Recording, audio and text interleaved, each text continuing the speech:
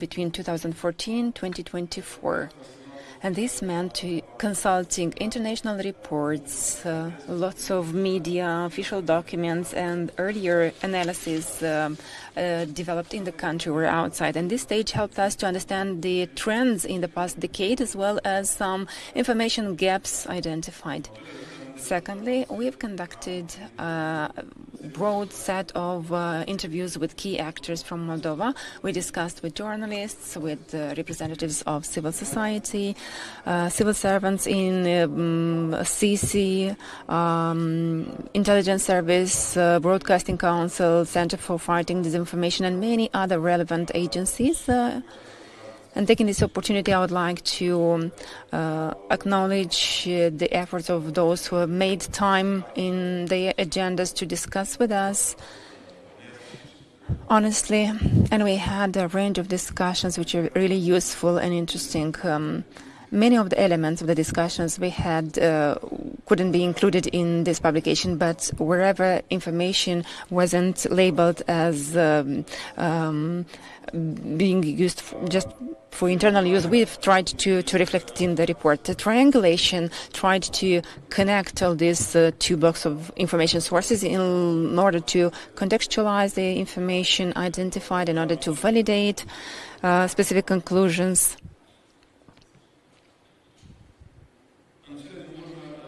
And last but not least, I need to make a remark about the limitations of this methodology. I was saying that information we're trying to cover was from 2014 to 2024, but some segments of information couldn't be explored fully. Some information was labeled as being confidential, therefore they haven't been included in the report, but they served as some guiding elements because our interviewees tried to help us discover some new areas of where we need to explore more information. However, the report provides a broad, not a full, but a broad picture of the FIMI phenomenon in Moldova.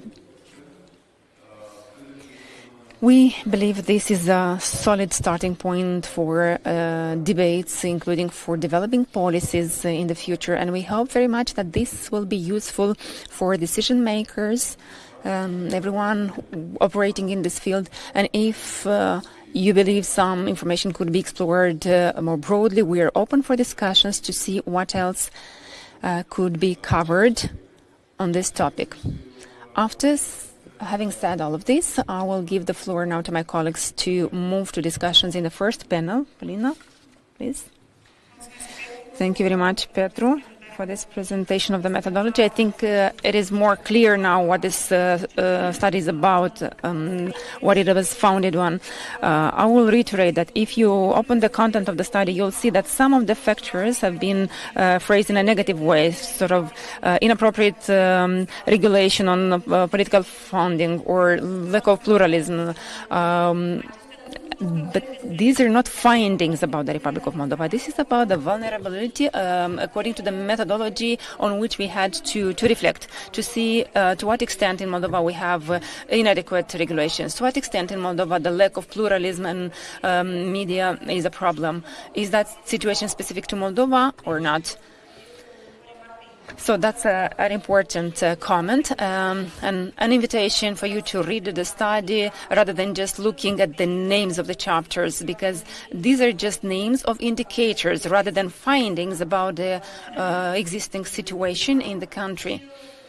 As Petru mentioned about the limitations of the study, some of the indicators, some of the vulnerabilities as they were phrased in this methodology were very new for us as a country and as researchers. It was hard to find data and to be able to explain some of the factors, such as, for instance, manipulation upon word or jobs in the field of manipulation, or about the engaged-based media.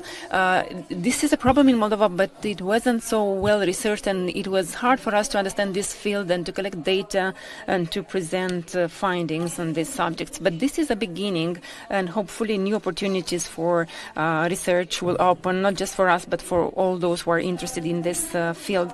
Now we are going to move to panel number 1, and I will withdraw here and I will give the floor to Mr. Boțan. You could all stay here. We will change tables after panel 1, but we have invitees from the governmental institutions, and we will speak about institutions and enforcement, what enabled interference in this electoral cycle. Mr. Boțan, you have the floor for the following hour of discussions. Thank you very much, Paulina. As Paulina mentioned, this panel is dedicated to institutions and to the legal amendments after we discovered in 2023 that things are going towards foreign influence, which could be very dangerous for the Republic of Moldova. We all remember that everything started in April, May 2023 with elections on the position of governor of Gagauzia, where surprisingly the Central Electoral Committee of Gagauzia ignored, in a way, cooperation with the Central Election Commission in Moldova, which have drawn their attention on foreign interference and electoral corruption. And then municipal elections in the autumn of 2023 came, when the network led by the head of a organized criminal group was on the point of spreading in Moldova all the people they have promoted. So all these attempts were fought against due to the fact that the government made interventions through the Central Election Commission, through the Committee for Emergency Situations, which has drawn the attention of the public at large on that issue and motivated the civil society and other organizations to pay very much attention to what's happening, because we anticipated this, and in the end we understood that these interventions were necessary and useful. Coming back to our report, so our investigation started with these important events. Petru has mentioned that the preconditions and enablers and incentives for FIMI were 16 enablers, which could be grouped, in our opinion, in several, as we call them, proto enablers. 6 incentives, effects generated by recent developments related to the online cryptocurrency developments and so on, and methodologically dividing the factors into enablers and incentives were suggestive for fighting FIMI through the specialized institutions and interinstitutional cooperation. Speaking about the so-called proto-enablers, the 16 were reduced to 4: division of the society on ethno-linguistic and geopolitical criteria, long-lasting consequences of the historical past, domination over the years of the media in Moldova by the Russian Federation, the underdeveloped media market, poor economic condition. The barometer shows that the middle class, the engine of development in Moldova, is around 30% over the limit of poverty. 40% are over the limit of poverty in the Republic of Moldova, and under the limit of poverty there are around 30% of people in the country. And another proto-enabler, as we identified it, is the fact that there are institutions which are in process of adaptation to the new circumstances, institutions that need to cope with some challenges on the way without being equipped in regulatory terms and in terms of the experience gathered over the years. So the incentives for FIMI, exploitation by the political parties of the nostalgia for the golden year when the society wasn't well stratified, relying on the division of the society, manipulation and disinformation promoted through social media, which are not well regulated in the Republic of Moldova, electoral corruption, one of the consequences of the social stratification, particularly the existence of a broad segment of citizens under the threshold of poverty, a reactive attitude of the government and institutions which are obliged to operate within the rule of law. So one of the biggest issues was that Moldova, as a candidate for EU accession, is obliged to observe the rule of law, and therefore finding solutions to counteract FIMI was quite burdensome. Now, institutions and law enforcement, the reactions came quite quickly in 2023 by passing of the law on the Center for Strategic Communication and Counteracting Disinformation, CCSCD or Stratcom. The reaction was timely. It entered into force, the new electoral code entered into force, which mandated the Electoral Commission with the duties on ensuring the observance of law on political funding, Article 18. This is a very important thing which allowed the Central Election Commission to make prompt interventions. Cooperation of CEC with other entities in the process of organizing and conducting elections, Article 28. For the first time in the electoral registration of the Republic of Moldova, we had an article which expressly defined what are the mandates of the governmental institutions in the electoral process, and the application of this article was exemplary when we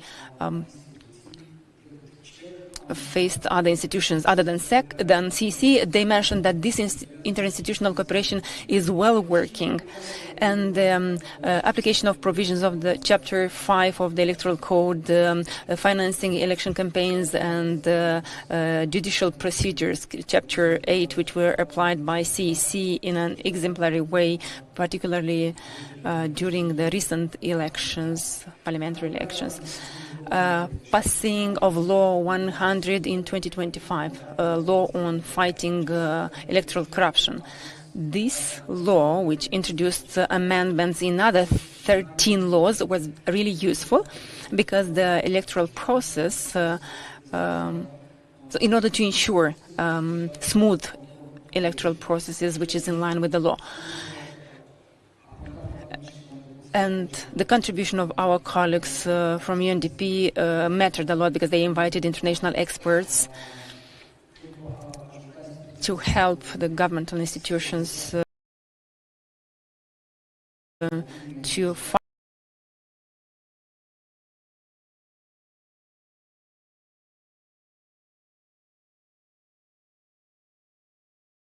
the governmental institutions to find the necessary formulas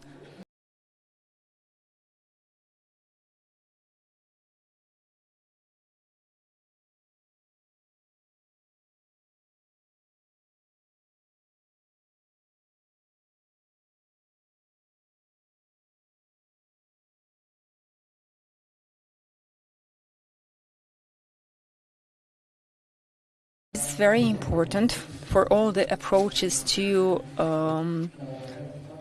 be done based on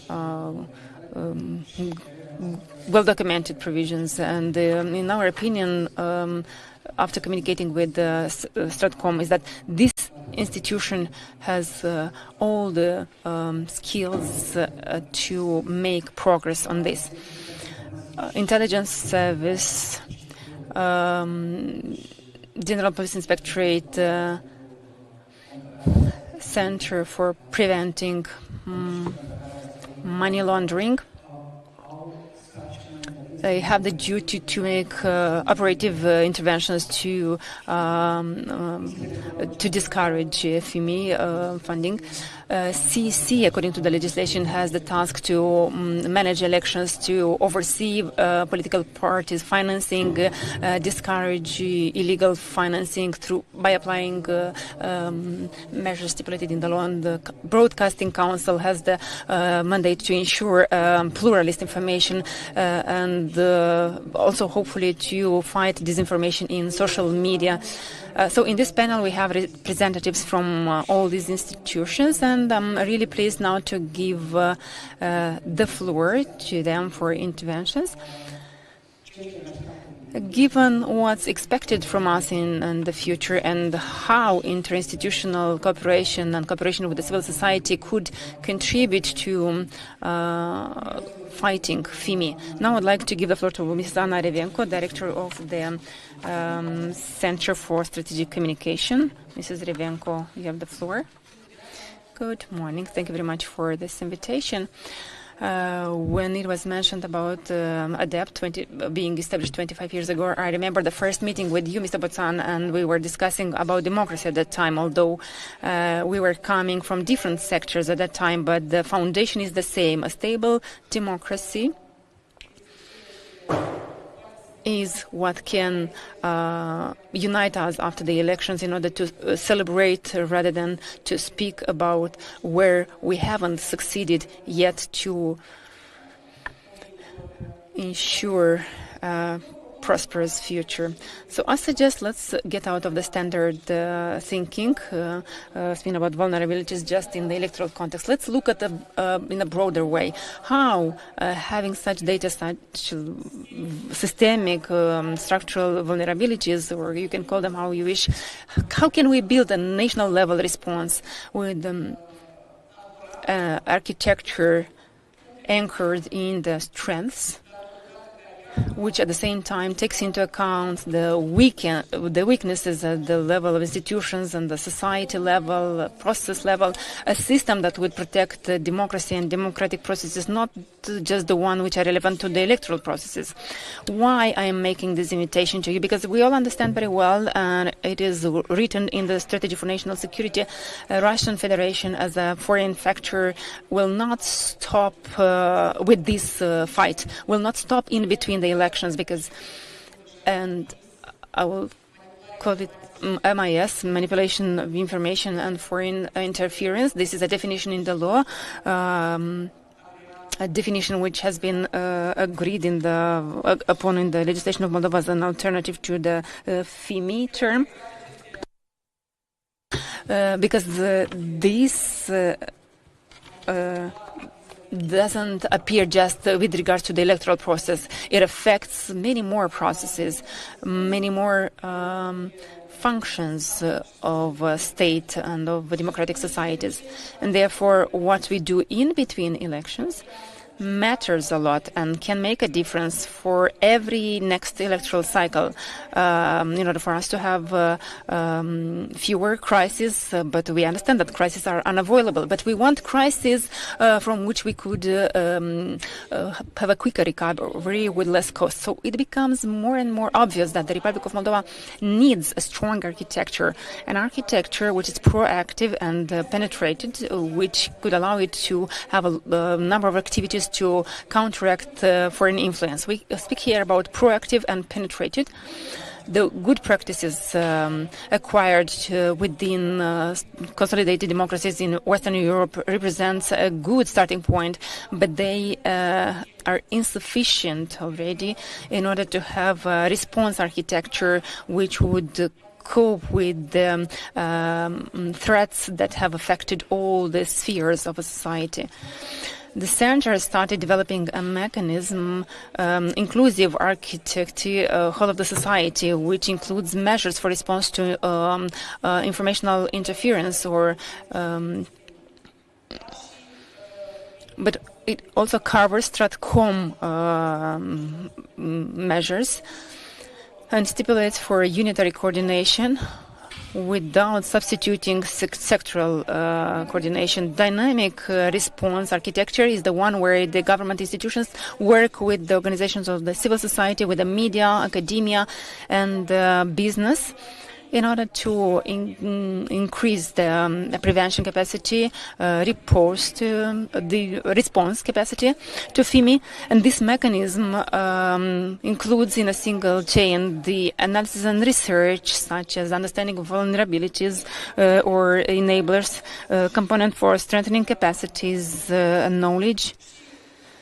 And another stage is measures to eliminate or reduce the impact of the risk factors, including by identifying the actors from the governmental institutions or from the civil society, media, and the private sector, which are best positioned by virtue of their mandate to implement such response, depending on the field area in which the threat is appearing. So we speak about a set of measures which are both offensive and defensive, so proactive and reactive, and according to that mechanism, the effort itself is coordinated at strategic method by coordination of a group of experts, platforms of expertise from different areas which have a relationship to this field of interest. So it's not a mathematical coordination where instructions are given, but it's rather a strategic coordination to show prioritization, to orient the actors to the actions that have the potential to make a difference. But the actions are applied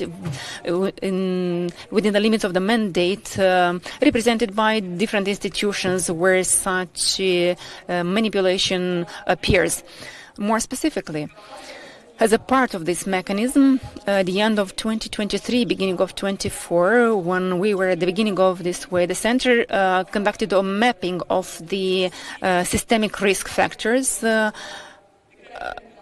which Moldova ran at that time and which are exploited through FIMI. Assessing of this factor was done from the perspective of the areas where they appear, and here they were mentioned, around 20 of them. There are different approaches to that, and what's important is that these areas were multiple. They varied from political area to economic, social.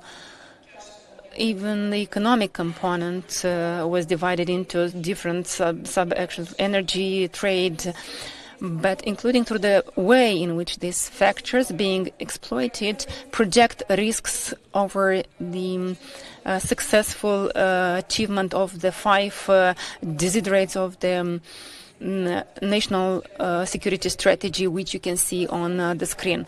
Without going too much into details, because as it was mentioned by Petru, there is lots of data which could make Moldova more vulnerable if they are made public. That's why many data are still being discussed within some specialized experts meeting, not because there is no trust, but just to protect the information that needs to be protected.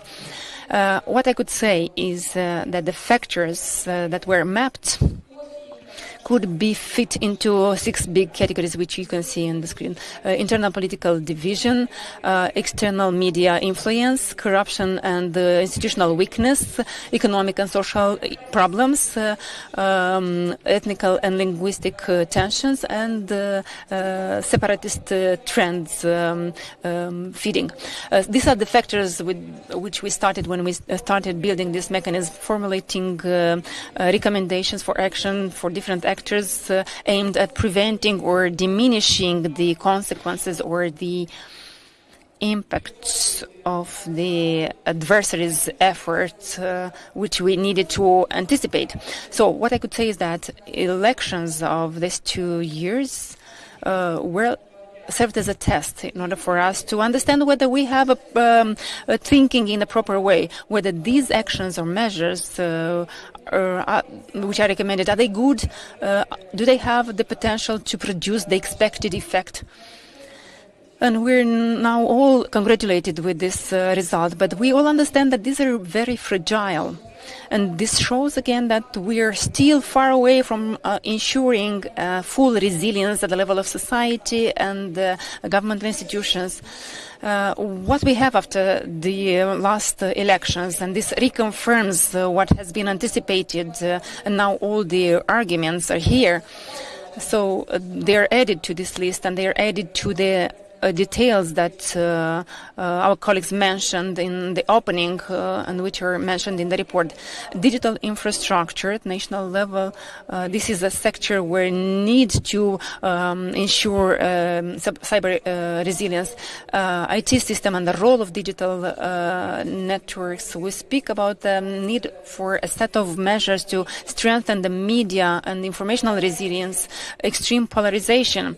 We speak about the need for a set of measures, medium-term and long-term, to consolidate the society resilience and the vectors of democratic image, political stability. So the evaluation today adds to more data, and we hope that we'll have more meetings in thematic groups in order to discuss, to understand how this data could be transformed into actions. About the mechanism.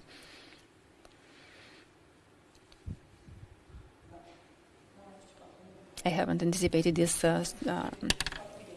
strong light. I'm not sure if you can see very well on the screen. I think this will be for the first time we're showing this, and we could do a test depending on your reactions. So this is a national response mechanism to FIMI, for protection of the national interest items. A document which is visionary and which strengthens the approach at national level state policies with regards to the mechanisms and flows of information, tools and models of work, and coordination levels and action levels. This architecture tackles the combating objectives of resilience at the level of the society. Such a mechanism regarding this issue of FIMI is an innovatory one. This is a product that includes what has been tested in Moldova in the recent 2 years, what we have identified as good practices or promising practices in a number of member states. The operationalization of this tool was done through drafting a set of tools, but finalizing this mechanism and transforming it into a document to be put on the desks of all the actors involved in the efforts to counteract FIMI. That's our short-term objective, and I hope we would scrutinize it and make sure this is the appropriate one to accommodate both the objectives and the actions proposed. I will describe it. So the mechanism works or intends to operate at 4 levels, which are interconnected. The first level is the strategic directing of actions in the information area. The second level is a set of actions covering or referring to monitoring, assessing the risks of content and behavior of the adversaries in the public space. The third level is facilitating or the response to threats and risks. And the fourth is the response itself to these threats in an anticipatory way and the risks generated by the influence operations. With regards to national interest objectives. Now, in a summary, the strategic direction component that consists of a multitude of strategic papers, documentation, the purpose of which is to concentrate the efforts of monitoring and analysis and response in order to address the most important, the priority threats, the priority risks. So not every battle is necessarily prioritized for our efforts, because no country will ever afford to do that, and Moldova wouldn't either. So we need to have a good understanding of what the threats are, including those that are long-term, that require long-term effort to be addressed and can affect a number of areas. So in Moldova, as far as this component is concerned, at this stage contains the following set of documentation: the concept for strategic communication, combating FIMI, And that is for 2024-2030. That is the duration, the lifespan of the national security strategy. Then the Index of National Information Resilience. This is another tool that was worked out by the Center, which is meant to allow us to get a better understanding of what the status is of the society, what is, to take the pulse, so to speak. So what should we be planning for? What sustainable developments are we aiming for? What stakeholders, what partnerships do we need to build to get there? Another product is the report on the analysis of information threats. It is the first of its kind, so to speak. Such a report was for the first time developed by the Center on, having looked at developments in this field.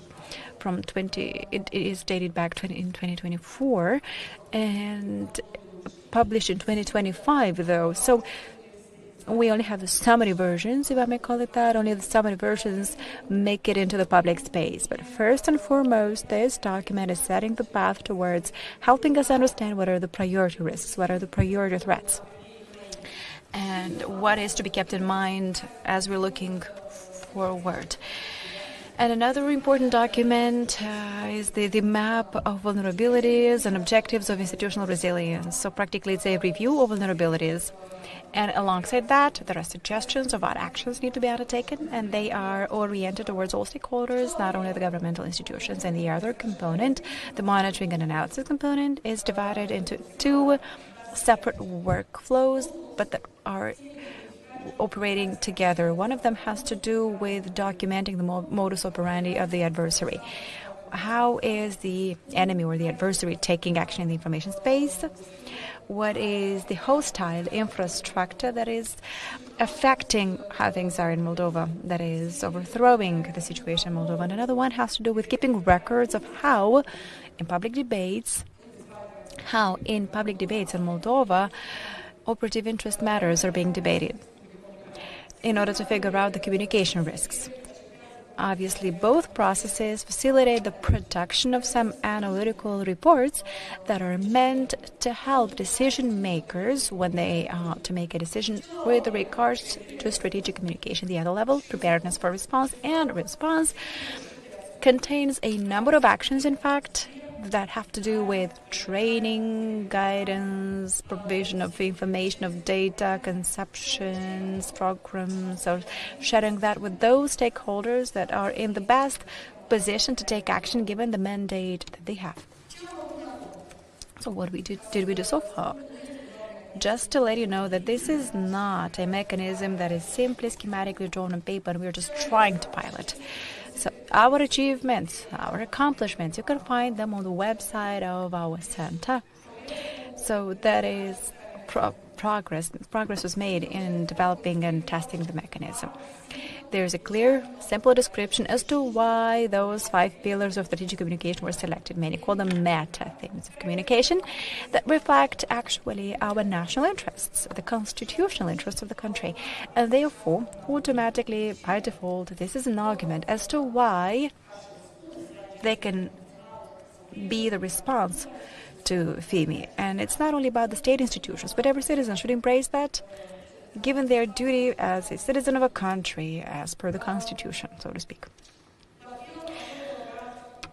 Also, what was developed and tested, or there would be the map of strategic orientations that contains the set of recommendations that were formulated in a rather general way, but they are sufficient in order to sort out what cooperation possibilities there are, and this is where we have joined interest. So this index was actually a baseline report published in 2024. We'll soon have a 2025 edition as well, which is reflecting the trends across the society. And as previously mentioned, that is supposed to support a better understanding of priorities when it comes to information threats, to information risks, and in order to have this foresight, we have that product. And in the near future, when it comes to information threats for Moldova in 2024 and 2025 forecasts, so a similar product will soon be made available for consultations, will be tabled for consultations, shared with the partners as well. So what was undertaken, what progress we've made with regards to level 2. I have to admit that what took us the longest was the drafting of these tools, the methodology, putting it together. Although our colleagues mentioned that there are many countries that are carrying out such analyses, there are peculiarities that set aside one country from another. They have to do with the national environment, territory, knowing how the opponent operates, how the opponent works. It took us some time to figure things out and to make these adaptations. But because we have the tools now, we can say that the first important step in drafting and testing, piloting the methodology have already been gone through. So the first steps were made. And when it comes to tactics and techniques and procedures of manipulation applied by Russia to influence, to have an impact on democratic processes in Moldova, so a first countrywide report on this sort of interference is made public. So this is a summary report, because a lot of data, in order not to endanger efforts, there are some that are still just on the table of specialists. Still, we want to have more consistency across the public information space, to understand how the opponent works in order to manipulate public opinion. And we need to also, in this way, understand the communication risks. These are made available to decision makers in order to support better decision making, to inform decisions related to communication, in the field of communication. Now, to save some time, I'll just underscore that what you see here in pink, just to give it some hope.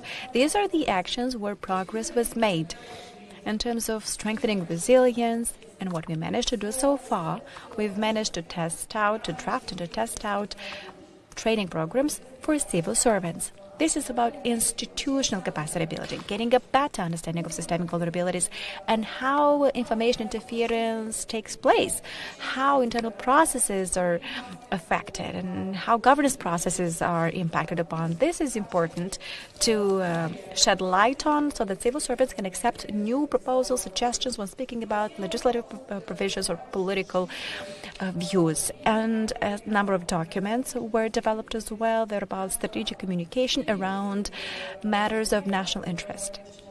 That may be about the history of the Republic of Moldova, or about sensitive matters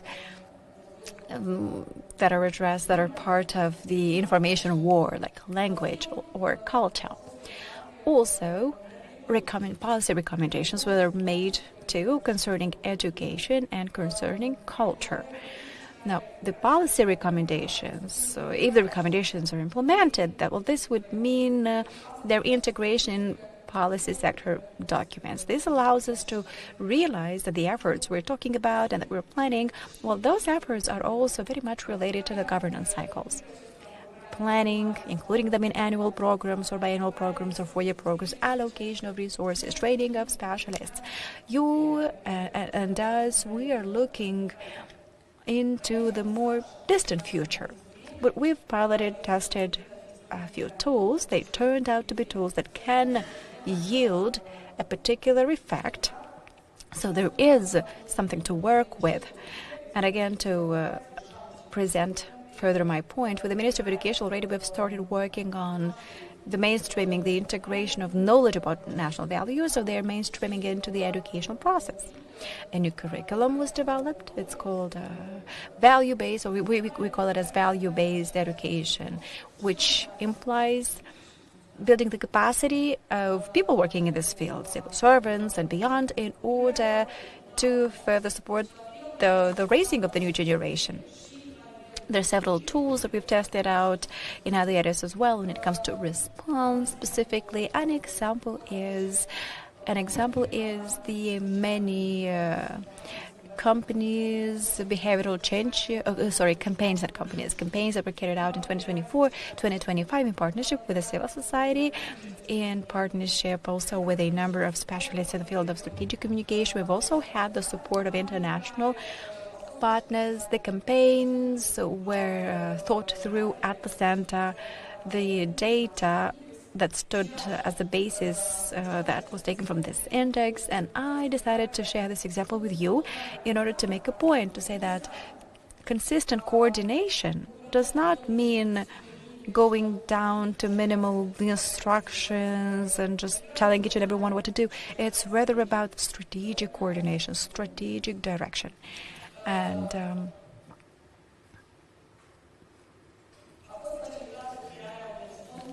the establishment of a support fund was facilitated, an independent fund to support the mass media, that is, a strong mass media that knows how to recognize information interference and how to ensure the integrity of the data. So that equals strong stakeholder protecting, defending democracy. That requires resources. And I would on this note like to thank all those stakeholders that participated to that fund initially. The amount was 4 million.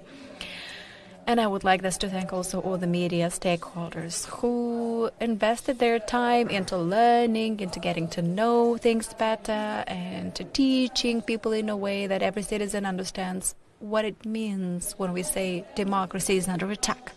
Because we realize that the level of understanding, the culture of democracy is rather low in our society. So raising the awareness of citizens, informing them, making them be able to safely navigate, browse the internet. That's important when having in mind democracy. So this is where the mass media plays an important role, certainly.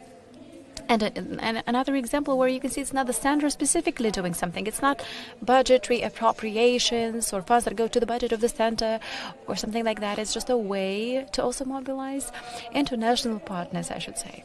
Now, speaking about reactive communication, I will provide another example.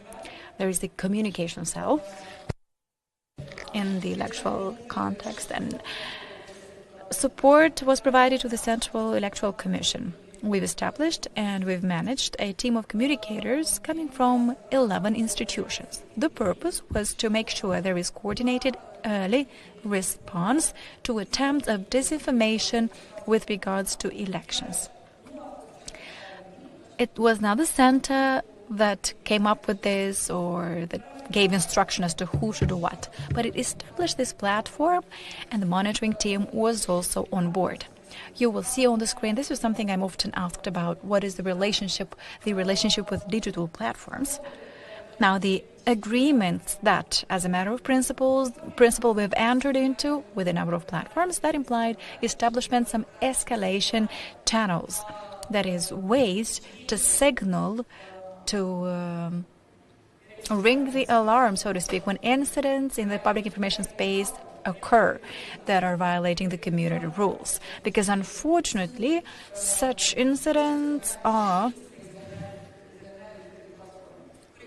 signaled and some platforms are looking into. But when there are other the incidents where our security is concerned, they're not always addressed properly by the platforms. So we regard this as a structural vulnerability.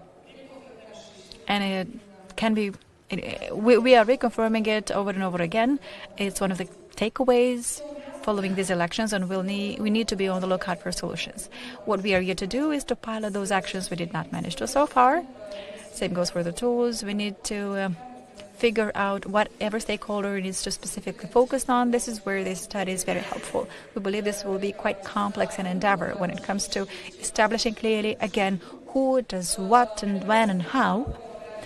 In order to have consistent approach, we need to develop methodologies, and those that already exist, we need to further expand them for consistent implementation by other institutions. And all of these are paving the way towards establishing the concept of a mechanism. It's taking us towards a place where we can make sure that the next battle, because elections are yet another battle, so that the next battle will be one that the winners of will be the conquerors, and will be thus getting ready for every new battle coming at us. Thank you, Madam Director. Now we can be certain that communication inter-institutional or communication across institutions has a solid foundation.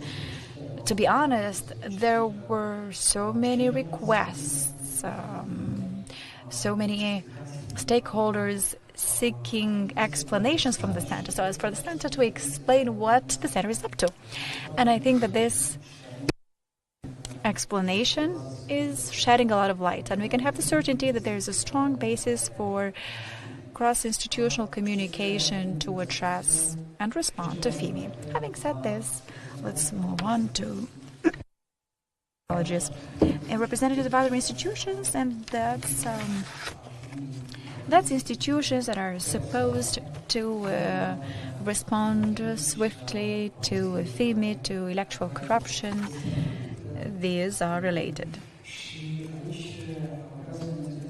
And on this note, there is something important that I would like to underscore. It's unfortunate that the Director of Intelligence and Security Service was not able to join us. He promised he'd be here, but something came up and it was not possible for him to join us. Nevertheless, I believe it is important to mention that as an organization that is keeping an eye out on the electoral processes, we were surprised to realize in 2023 that SIS, the intelligence service, has made a public appearance, publishing reports detailing the threats, the dangers around foreign interference and electoral corruption. We've had meetings with the head of SIS, the Security and Intelligence Service, and he mentioned that the work of his institution, or the institutions he's the head of, is rather discreet. But they had to do that because for about 2 years, with some regularity, the SIS has been publishing some reports. And those reports were one of the factors to be taken into account for some decision making regarding some media institutions and electoral contenders, and the effects we can see them right now.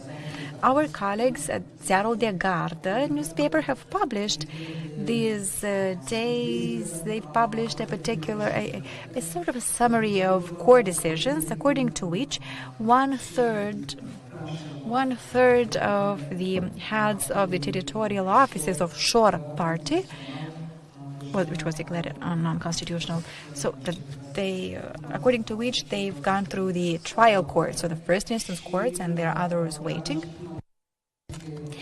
And if you have a thorough look at those court decisions, those judgments, some proper references are made to documents that are important in the context of these discussions, of those reports of the SIS. And I was just paving the way for giving the floor to Mr. Arkadie Katlabuga, representing the National Police Inspectorate, which has played an extraordinary role in combating electoral corruption and FIMI, because, as we all know, the capacity of the National Anti-Corruption Center of the NAC, that was not enough to tackle the situation with their colleagues, and I mean cross-institutional cooperation. So we have our colleagues at the General Police Inspectorate. They were on the front lines in fighting towards addressing illegalities. Mr. Katlabuga, the floor is yours. Good morning, and thank you for having invited me. Thank you for this possibility to underscore yet another time the security issues that are relevant in Moldova. The National Investigation Inspectorate is an operative institution that is part of the police. So it has been investigating over the last 3 years. It has been investigating the actions that have to do with foreign interference with Moldova's affairs. When the aggression of the Russian Federation began against our neighboring country, Ukraine, the General Police Inspectorate has noted that there were more attempts of foreign interference with Moldovan affairs. There are several stakeholders that worked for the special services of the Russian Federation that were leading those attempts. But the forms and the intensity of those interferences have been growing, worsening year over year. Usually they would be somehow camouflaged, under cover, so to speak, and they were not initially very intense. But starting with February 2022, that is when the war began, the interference has become rather open, aggressive, complex. The special services of the Russian Federation have diversified those subversive actions against Moldova. They've ramped up their efforts in that regard. The General Police Inspectorate and the specialized prosecutors' offices and the National Anti-Corruption Service, the Intelligence and Security Services, and other governmental institutions over the last 3 years. All of these institutions have over the last years thus investigated a number of actions that had to do with interference in Moldova's affairs to a great extent. That took place by complex, premeditated crimes. This is what we put our attention on, and many of them being coordinated by the SHOR group. And there were actions undertaken by the Russian Federation through this particular criminal formation, so to speak. And there are diverse ways they did it. They wanted to change the direction off from the pro-European view, and they wanted to dismantle the constitutional order of Moldova. The attempts to reach those objectives, took place through a number of criminal ways. And there were other actions that were also implemented that initially, apparently you might not think that those are criminal actions, but in fact, they are a threat to the security of the state and to the rule of law. Unfortunately, the Russian Federation over the last 3 years managed to partially harness the gaps in the national legislation of Moldova and to make the best use of vulnerabilities in the electoral legislation system and use them in a way as to subvert democratic values and to tear down the rule of law. Having carried out investigations, a number of forms of interference were identified and documented. So interference by the Russian Federation to Moldova's affairs. So they would diversify several forms of electoral corruption. They would ensure illegal financing of electoral contenders and political formations. They would also develop, diversify, and implement mechanisms to manipulate with public opinion to a great extent that was taking place by promoting fake news, disinformation in the online environment, and that by sharing narratives and anti-EU and anti-governance fake news and lies. And then polarizing of the society and dividing the situation. That's what they would also do. Religious cults played an important role in this regard. There are some representatives of the Moldovan church who have been actively promoting fake news, false information, and have worked under the instructions of the Russian Federation. Another thing that they would do was fear-mongering or making the population feel very fearful, threatening Moldova would be entangled into the war or the false bomb alerts. In 2022 alone, there have been a lot of fake announcements of terrorist attacks. More than 3,000 institutions of the state were mentioned in those pieces of fake alerts. And there would be also massive corruption of citizens, bribing them, buying for them to participate in organized gatherings. In the view of the police, that's a camouflaged way of electoral corruption, because those people who for years and years have been given money to participate in the so-called protests, they become financially dependent upon that. They become financially dependent upon those who organize those protests, and they would vote for those who they are told to vote for by the organizers of the protests. Next.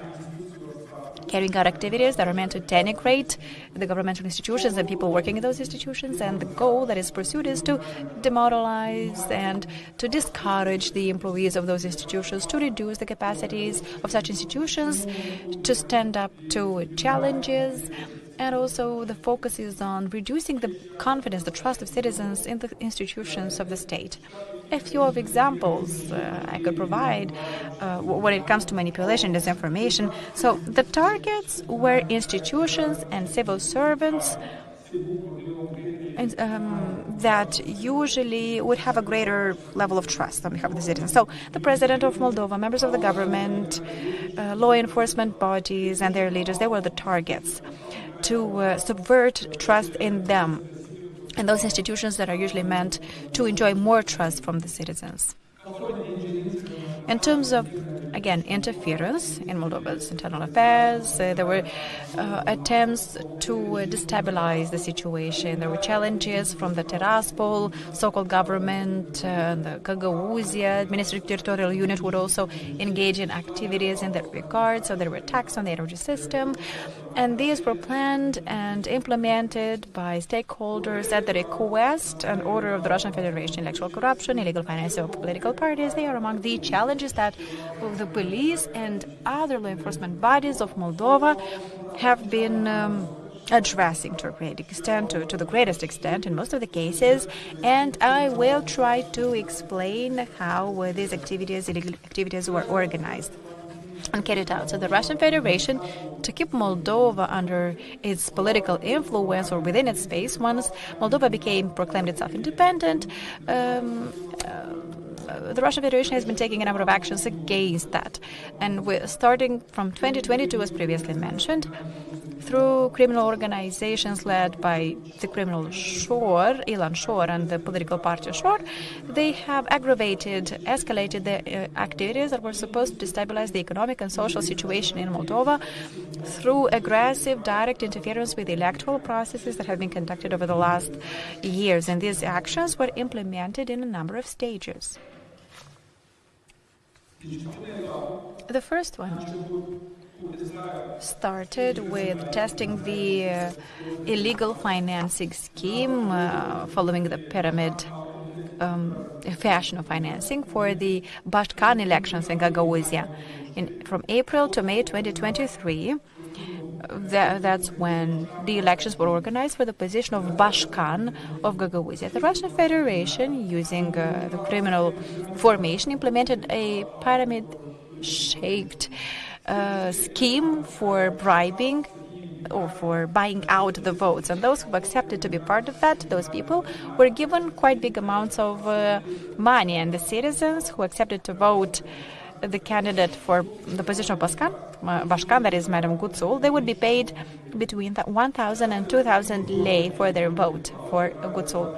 This first type would be organized by giving money from hand to hand.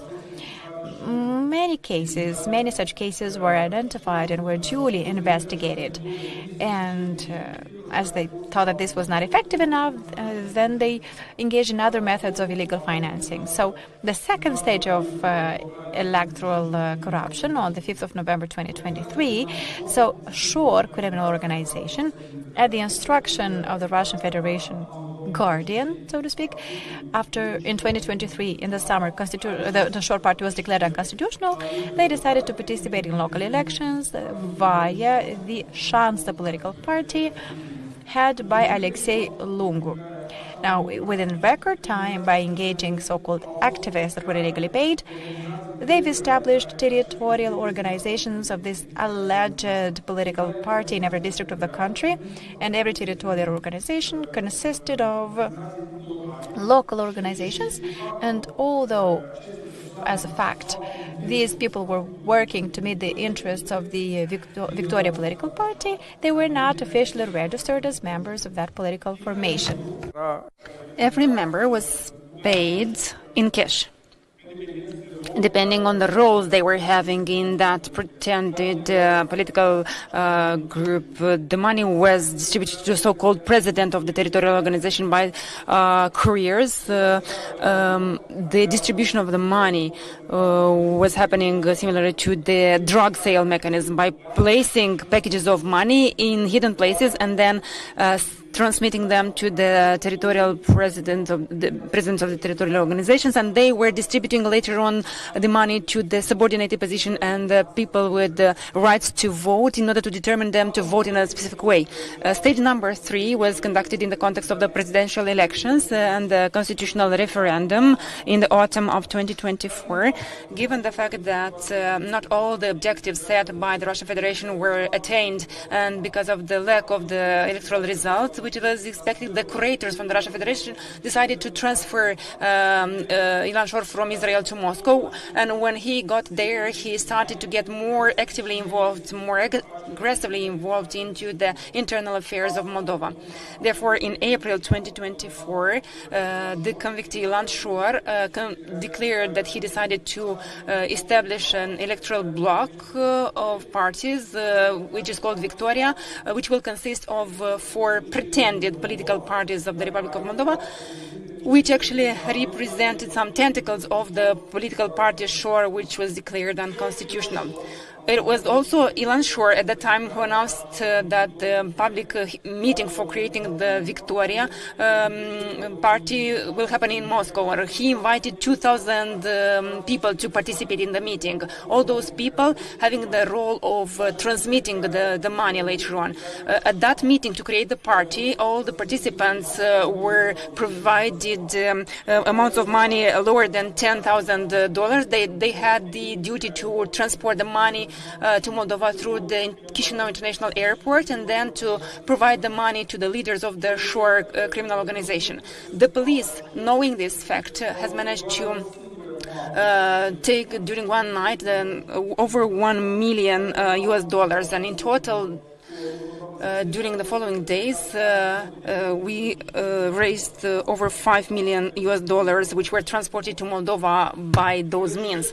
After the failure to introduce cash money to the country, the curators from the Russian Federation decided again to change the method for electoral corruption and illegal financing by implementing a different method of financing through online accounts of the commercial bank Prom-Says Bank from the Russian Federation, which since 2022 has been imposed international sanctions, and which is one of the banks affiliated to the disposal of the Ministry of Foreign Defense and the Special Services of the Russian Federation, particularly in affairs related to interference in the internal affairs of Moldova and interference in Ukraine. Thus, starting in May 2024, they started to create for all the members and sympathizers of Shor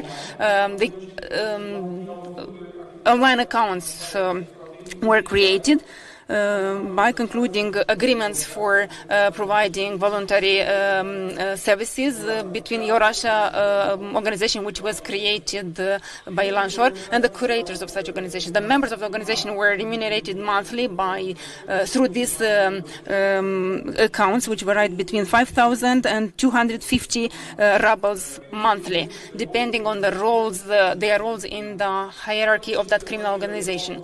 All those transfers have been documented, and over 140,000 people with active accounts in Prom-Says Bank, who were citizens of Moldova, were identified, who received transfers of money. Many of them were documented for passive and active electoral corruption activities. Stage number 4 was conducted in the context of the parliamentary elections of September 2025, based on the fact that in the earlier elections, the efforts of the Russian Federation resulted in a failure. The organizers of Shor decided to influence through different parties. The main method was electoral corruption through that same bank, with transfers in crypto money through different platforms at international level, so that to individuals and the leaders of pretended pro-European parties, which were actually Russian organizations. So within these elections, we managed to document both online transfers of Russian rubles through the FSB accounts and transfers of crypto monies. Many people were retained, arrested, and many of them recognized their guiltiness, and they cooperate with the criminal investigative body. As a conclusion, the lack of legal framework which would allow the state to make interventions proactively to stop the FIMI in Moldova, as well as the lack of prompt reaction from all the governmental institutions, they are the main factors which allow the Russian Federation to get involved and to influence the internal processes in the Republic of Moldova. Therefore, in order to diminish the risks of recidivism of these scenarios and to prevent and stop other forms of subversive activities against the democratic processes in our country, it is necessary to harshen the regulations for the informational space and the social media, as well as to harshen the measures for all the acts connected to such activities. Thank you very much, Mr. Katlabuga. Now, I would like to give the floor to Mrs. Angelica Karaman, chairperson of the Central Election Commission, which is an institution specialized in organizing and conduct of elections, which has succeeded in the parliamentary elections to secure fair correct electoral process, as we can see in the OSCE report. Mrs. Karaman, you have the floor. And please, if you could speak about the issues still unsolved, because we were saying that amendment of the legislation law 100 particularly had a positive impact. However, there are still some, so to call them, special issues related to the duties or mandates of the Public Services Agency and other institutions, some other things that still have to be fine-tuned. Thank you very much, Mr. Boțan. I would like to also thank all the organizers for having invited me to participate in these discussions about the takeaways, lessons learned, and what's to be done next in order to protect the electoral processes as well as the state of Republic of Moldova. Today, we have a number of activities which are interdependent. Mr. Culeac also mentioned that there is a conference on women for security in which Mrs. Marta Kos, European Commissioner for Expansion, and also there is a report on extension being presented to present what have been the achievements and what are the next steps in the EU accession pathway of the Republic of Moldova. And I think this event where we have been invited here comes in the same context in which we are discussing about how to protect the votes of the citizens provided in the two elections, from which we have learned a lot. But still, there is some homework to be done. And we have here representatives of the governmental institutions and the media and the civil society and the development partners, which is very welcome, because, Mr. Boțan, you have mentioned how we succeeded to do that, because this has been a joint effort. This has been understanding of the common action, prompt action, as Mr. Katlabuga was mentioning about the fact that still amendments need to be done in order to increase the reaction, or in some areas there has been a lack of reaction. I think the issue is about how quick we need to take those actions that we understand need to be taken. And the approach of this event is very interesting, because the focus is not just on the actions that have been taken, but what has allowed for the FIMI to happen during the election. So what are the vulnerabilities that we should learn to anticipate, because it's much more efficient to prevent than being exhausted in a permanent fight to fight against these phenomena which shouldn't exist in the elections. And we spoke about the electoral corruption, about interference, with funds from abroad, which become more and more sophisticated, from sacks of money. Now we speak about cryptocurrency, from campaigns on the TV where some electoral contestants said you need to be speaking in a civilized way. So they moved from that in the online space, where probably in the opinion of some political actors, you can speak in a non-civilized way, where you can express anything you believe is good for your campaign or for your marketing, which is a more fashionable term, without bearing any accountability for that. And I think this is where we need to focus our attention within following actions. So being aware of the fact that we still have some other homework to do and we can't relax, because the fact that we have reached a victory in these elections, it doesn't mean that we can relax. We need to stay vigilant, and we need to also speak about the context, because we are in a situation where we have to make amendments to the legislation, running the risk of criticism, that the predictability of the process will have to suffer.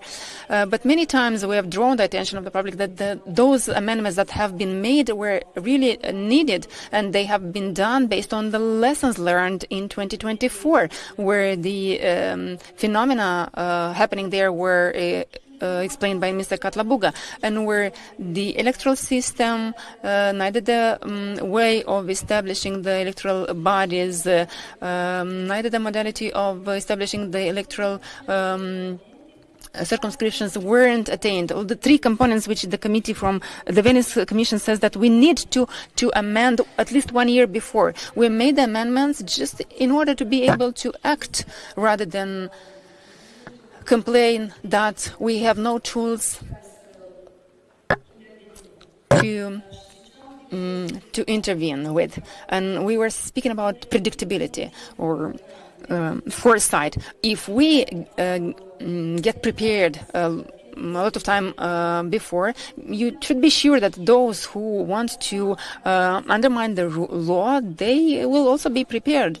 So if this is a necessary thing to do, we need to do that in order to create the necessary tools. This is exactly what has functioned now, because we did have the framework established from the perspective of the electoral authority, I'm speaking now, in order to be able to prevent the registration in the electoral competition. Some actors who, from the tribunes of the Russian Federation, state that they will take the power by any means. That so-called electoral bloc, a political bloc, which wanted to become electoral bloc. So exactly that framework that we have secured before the election period has allowed us to anticipate and to not register parties which were succeeding that party which was declared unconstitutional, because otherwise we would have ended up like punishing one party and then all the actors with all their tools, funding tools, ways of having meetings in the regions based on law on meetings, but actually they were conducting election campaigns using money with from a doubtful source. So we need to learn to create such mechanisms and to act to defend the democracy, because, as it was mentioned, democracy needs to be defended every day. And over the time, we have seen situations where the principles of democratic elections, like transparency, equal chances, equal arms, the integrity of the elections should be ensured. But when you see that somebody is undermining the democracy through democratic tools, I think we need to act against that, and not in few cases when principles and firm actions were in tension during the history. We should remember about the action where it was necessary in the Second World War to authorize the tapping of communications of the UK population. Well, it was criticized, it was not popular, but on the other side, it has saved lives. And then after the attempt of 2001 in the United States, the adoption of the Patriot Act, it was very much criticized because it provided to the governmental institutions several tools and possibilities to make interventions when this was needed. But on the other side, they have consolidated their state institutions. In 2007, when Estonia was a target of a cyber attack, unprecedented one, and when the entire infrastructure of the state was subverted, they took action, and now Estonia is an example of internet voting, internet services being provided. So everything came as a reaction to those actions. And also they speak about the actions undertaken. Liliana Vițu will speak more about them. Well, the need to make interventions and to stop. I don't want to say a censor, but it was a natural action when some websites were broadcasting disinformation and manipulation. So the homework or takeaway for us is establishing accountability framework for the online campaigning. Because freedom of expression doesn't mean using lies and disinformation. For sure not. And I was saying the paradox of democracy has always existing. Where does the freedom of expression stop, and where does the accountability for what you say start? Where does the association freedom stop, and how much do we allow the activity of some political parties which are actually succeeding the unconstitutional party? What are the limits for allowing the protests if they are paid protests, or sort of this was made a paid position,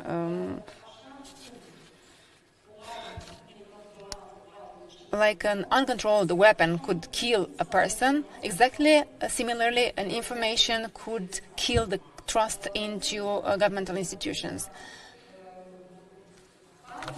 Well, I'm speaking like this because what we have noticing immediately after CEC has asked for information from the political parties regarding the campaigns conducted online, because we've seen expenses, zero expenses declared. Immediately in the public space, there was a disinformation about the payment for the activity of the electoral civil servants being paid under the table. So the person who made that statement declares for the presence for the fact that they have received the money, but they went publicly to say that they have undertake this false statement. Also, we understood that somebody was traveling abroad, and immediately after we asked for the information related to that, they were attacking us on the fact that we are limiting their freedom of movement and the freedom of expression. So, as a conclusion, I was saying that those who are present here, we need to continue to work on the legal mechanisms to fight disinformation online. We speak here about the digital regulation package of the EU. We speak about the institutionalization of the joint actions when there are interferences. So this should be institutionalized rather than working ad hoc just in elections. We speak about changing the approach of some institutions. We don't have here institutions which are controllers. We all need to come up with expertise and support in order to be able to counteract such phenomena. And I highlight raising the accountability of the political actors in online space through public pressure and through legislation, because lies should be sanctioned and disinformation as well, because this doesn't mean freedom of expression. And obviously, we should focus on all the actions that we undertake in order for the society to understand why these need to be undertaken. Thank you very much. Thank you very much, Mrs. Chairlady. I would like to now mention that 2 weeks ago, the CC, together with the colleagues from the IDEA International, organized the conference on digitalization of the electoral process. And very important things were discussed in that event. One of the ideas was that the Republic of Moldova needs to have a regulation on the social media as well. And given the fact that the Broadcasting Council has made lots of progress, we have all seen their reports, and we have seen ideas which suggest that the Broadcasting Council of Moldova should have a mandate in managing to be able to regulate the digital platforms according to the DSA model of the European Union. I mean the regulation on digital services of the European Union. We talked to the manager of the Broadcasting Council, Mrs. Liliana Vițu, asking her to share with us what we could expect from such suggestions. Good morning. Because Mr. Boțan has mentioned about two crucial events taking place, the Peace Forum, I will make reference to a statement made in that forum by the President of the Republic of Moldova, specifically that what's illegal in the offline should be illegal for the online as well. Because we have the approach that online is an area which shouldn't be subject to any regulation. And the second false approach is that regulation equals censorship, which is not true, because there are regulations. There could be harsher regulations, more lax regulations. There could be regulations at the level of primary or secondary legislation. But I think we're now sufficiently mature to understand that we need to make another step in terms of online regulation in the Republic of Moldova. If we look at the report on the extension published by the EU Commission, report on the enlargement, we see a recommendation, which is a recommendation, but we understand that this is seen rather as a condition, is for the regulations for the online and print press should be included in a new law. We have a law from '94 which doesn't take into account no technological developments, or doesn't cover what has happened in this field. And we have the code for broadcasting services. So on the one hand, we have broadcasting area which is hyper-regulated. We have already had experts from the European Council and the Venice Commission which said that we need to deregulate, to have a co-regulation in the sense that more provisions from our code should be let at the voluntary level of the So they should regulate it. And we took into account some of the regulations from Article 13 related to ensuring information of the public. We have taken out many of the paragraphs, and we said that these should become self-regulatory. So we have made some steps on this. At the same time, after we have monitored during election campaigns all 22 TV channels which undertook to reflect the media campaign, and we analyzed all 5 types of electoral programs stipulated in the Electoral Code in Article 90. So after we monitored everything, we understood that we have a very hyper-regulated area for the TV, and as an authority, having 10 people in the monitoring department, we've made a huge effort to present on a weekly basis all the reports, monitoring reports, a separate report for the silence day, and the final report.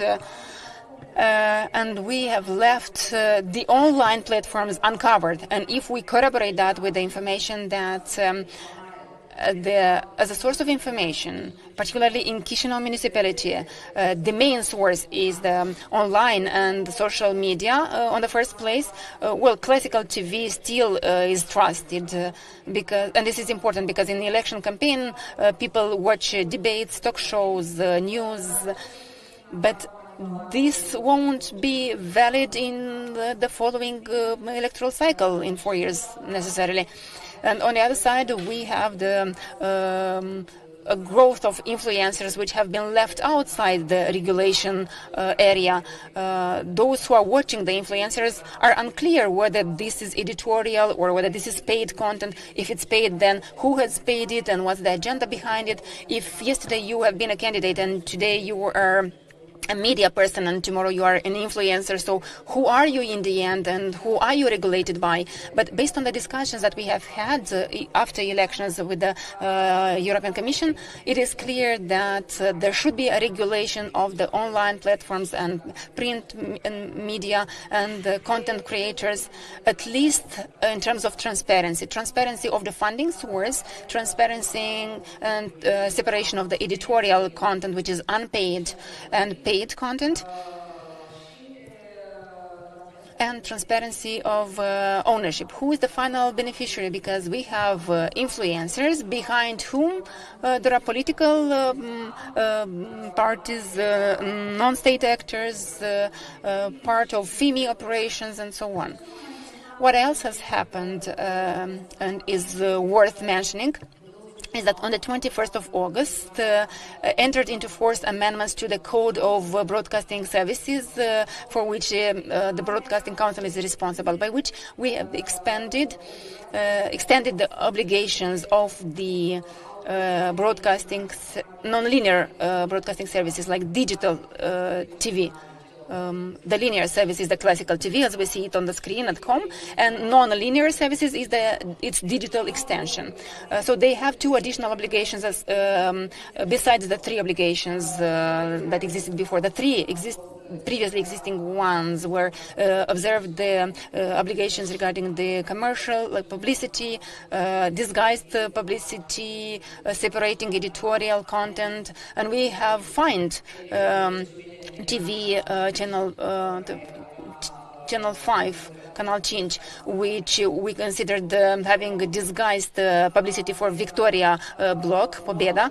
Another requirement was on the European content, and this is being respected. And the third condition was for protection of minors. So 2 additional requirements were added in August. Illegal content.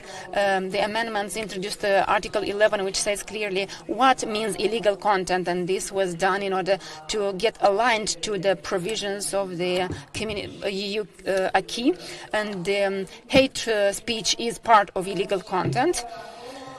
And the second obligation, which is new, is observe Article 13, secure correct information. So digital extensions of the TV channels, at least the ones which are licensed, in online, they also should separate facts from opinions. They should be fair and objective in their information provided. So we have managed having very limited human resources, having the mandate and obligation to present on a weekly basis monitoring reports, we have succeeded to monitor, for instance, the speech broadcast on GRTMD, which is the non-linear service of the public provider from Gagauzia. Speech by Ilan Shor on Gagauz land on the 27th of August, on the Independence Day of Moldova, which was broadcast live on Meta, on the GRT account on Meta, and we sanctioned them for discriminatory speech because there was a statement related to mental health. The president of the country was compared with the person with mental illness, and about the prime minister, they said he's a drug addict. So we said that this is an issue related to mental health, and so we have cases where we have already done the first steps in regulating of the non-linear services. And I think there should be a distinction between social media, online platforms, and what means non-linear. Because when they say that Broadcasting Council should have the mandate, it doesn't mean that Broadcasting Council will censorship any comment made by anyone. Anything related to Meta, YouTube, Telegram, all these things should be regulated via a law which will be called the Law on Digital Services. And here the mechanism is very simple. So we will, if we establish that a provision of the national law has been violated, we inform the platform about that. So nobody comes to close the platforms, nobody suspends, nobody erases the comment, because there is a mechanism which is prescribed in the DSA, Digital Services Act. And in the regulation. There's another thing that I would like to share with you regarding this information, because we have fallen in line and we are embracing the philosophy of the Council of Europe and the approach of the European Commission, that is, information is not illegal content, but is harmful content. So harmful content, if you claim that, you can't block, you can't close it down, shut it down, you can take some gradual measures, to ask the platforms to take certain measures or action, because the approach of the European Commission is that the platforms, the largest platforms, are the ones that have to take action so that such content that is either illegal or harmful, so that they don't appear on the network. So we're having the discussion now, and until a legislative initiative is taken and until we get to regulate anything, until we get there, it doesn't mean that from this moment on everything is subject to censorship. Not even technically or legally can we make this happen, or in any other way.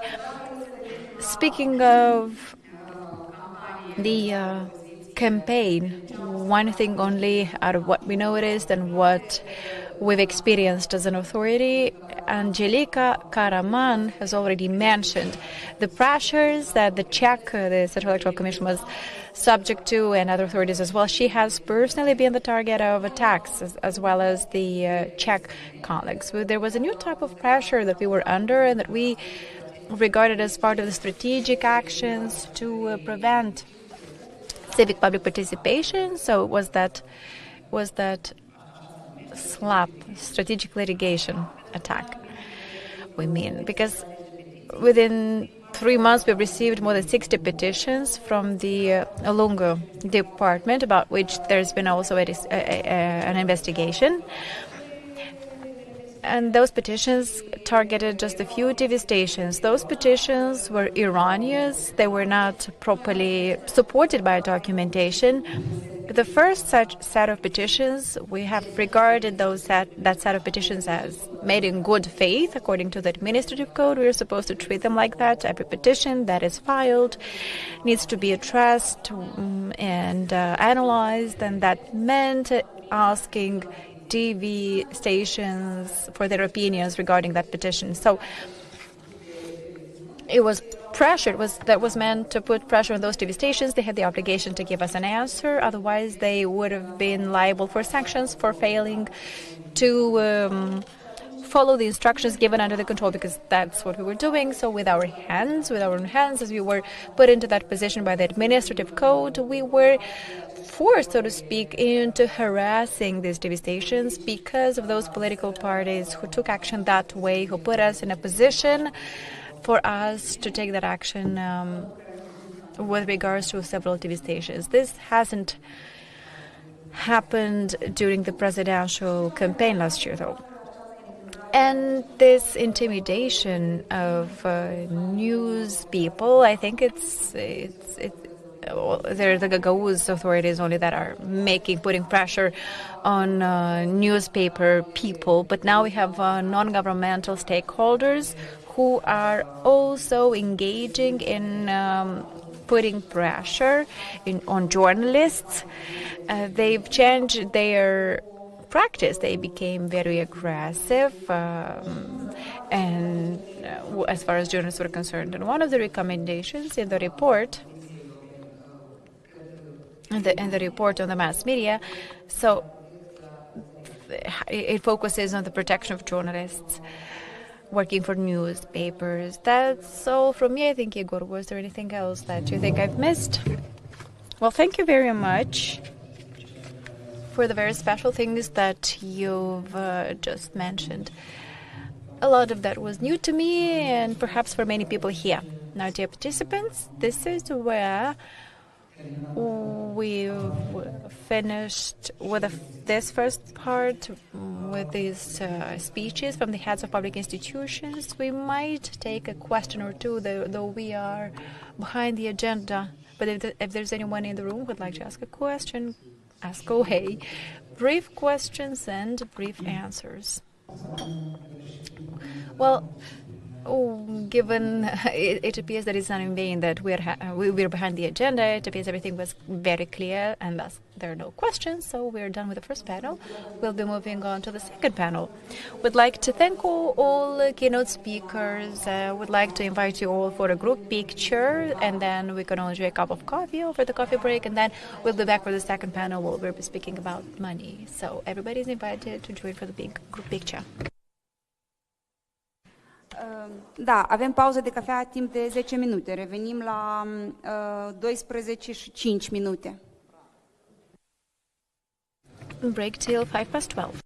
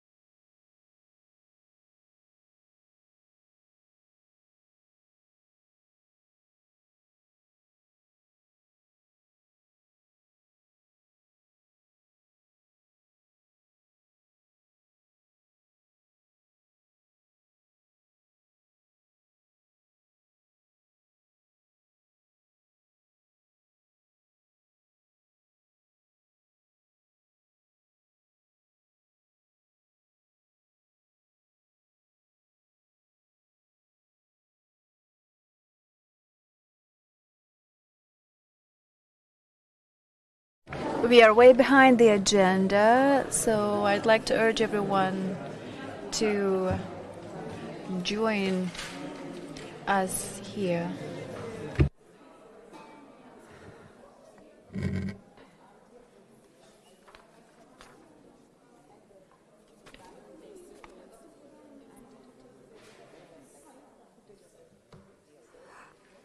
O să începem în continuare. So we'll be moving on to the second panel. The topic is money and messages online, financial transparency, third parties, and cooperation with platforms. So given that we are way behind the agenda, I would like to ask the keynote speakers and Petru to focus on finalizing works on this panel at p.m. So let's just highlight the most important findings, the key challenges that are yet to be addressed to leave just a little bit of room for discussions. And when we get to that point of discussions, we will manage to raise and answer and address some other matters that will not have been mentioned during the speeches. Petru Culeac will be facilitating discussions for this panel. One of the authors of the study. As you know, for this event, we did not want to deliver a presentation in a classical fashion of the report. We are counting on you reading it on your own. We'll just be raising some issues and make it as practical as possible. Petru, over to you. Thank you, Paulina. Now, dear participants, thank you. We will continue our discussions in the same way as previously, and we have these members, as you can see, of the panel, and then we have a third panel as well. As Paulina stated, we've oscillated between, we were thinking about whether we should provide the findings specifically for every factor that we've looked at, the enablers, that is, risking to make it boring for you with a lot of technical details. So we decided to embrace the second path, the second way, to address things in a transversal way, to encourage a useful discussion. Still, in the next panel, we will draw more attention to the factors that are encouraging FIMI, the FIMI enablers, the so-called FIMI enablers. So that is an attempt of ours to bring more clarity into the matter. So, the topic of this panel, money and online messages. We've noticed that over the last few electoral cycles, the online subject is quite a dominant matter. If I'm not mistaken, one of the most recent reports developed by Promolex, monitoring reports focused on elections, if I'm not mistaken, those reports contain this conclusion that online ads have been intensifying, that has been increasing, and that this was really standing out compared to other years. So that's why we decided to focus on this particular matter for this panel. The online environment is increasingly important. There are third parties, non-transparent, opaque funding are part of political campaigns now in the FIMI context. It's only that these are outside of the classical regulatory framework. When speaking about FIMI on the background of elections, or in the context of elections, we pay attention to lack of transparency as to who pays and what is paid, and then lack of accountability on behalf of the digital platforms, which are the vehicles that in their way contribute to the delivery, presentation of ad content. I will not go into the details as to the nature of those ads, manipulative, fake, false, denigratory, whether they contain an aggressive note or not. In Moldova, there are obscure websites, Telegram channels, and these are in fact some of the main channels for influence campaigns, and that is because it's cheap to use those as vehicles for inflicting influence upon people. That seems to be very effective and efficient. In Moldova, in Romania, for instance, we've had very good examples of that. When not such a big amount of funds was spent in order to reach out to millions and millions of potential voters. And most importantly, nobody asked, who is paying for that? In Moldova, political influence is not only about official parties and candidates.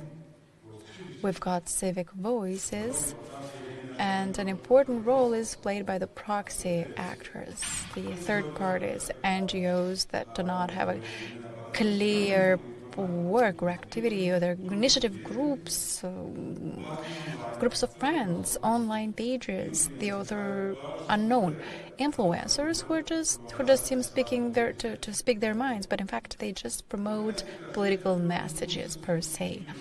It's just that these stakeholders are not subject to any obligation of transparency, only maybe their own moral values.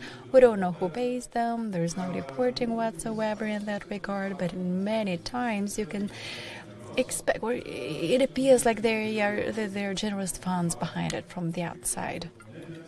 Cryptocurrency, for instance, can be used for that purposes, things that are hard to trace, or mules that are bringing money from obscure sources. So it appears civical, neutral, but in fact it is not.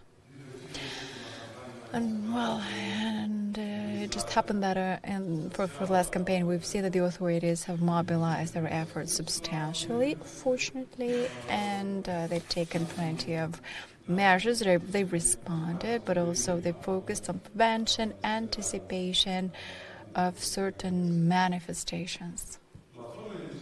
The digital platforms, I was saying, are vehicles, or like spaces that were rented without clear rules, like the wild west, where still plenty can be done. And it's good that two people have already mentioned this, Mr. Khushbu and Liliana earlier.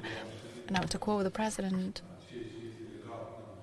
what is illegal in the offline environment should be illegal in the online environment as well. I would like to accompany this by a call to thinking of not going from one extreme to another, because in our pursuit to punish the guilty, let's not throw away certain rights that we've won over with a lot of hard work. So let's not fall into totalitarianism and complete total censorship. We know that this has happened here as a country that was in the post-Soviet space as well. This is a lived experience. So Facebook, TikTok, Telegram, these are all grounds for election, so to speak. Initially, this could have seemed and looked like something that is entertaining, just entertainment platforms, but they have the power and potential to change the fate of a country. But compared to traditional, conventional media, they don't have rules, these platforms, or the rules are vague, or they don't fall in line with, or don't follow certain attempts of certain countries to hold them to account. Just now, before the beginning of this panel, I was talking to Mr. Yashanu about the tools for Facebook, TikTok, that are not necessarily working, because given that these are enormous organizations, they do not always manage to respond quickly to interpellations from different countries. For example, there is no clear requirement to mark political ad. It can be 200 euros only, reach out to 200 people without people knowing that is electoral ad, or without people knowing who is there behind this electoral ad. Moldovan institutions don't always have access to impactful data or the actual budgets of campaigns. So essentially, there is no control, and the platforms are washing their hands off, stating that they're just hosting content. There's been discussion in the previous panel about the fact that this is something that needs to be changed gradually, so that there are clear, operational, effective mechanisms in place. Another major issue is related to how the money circulates.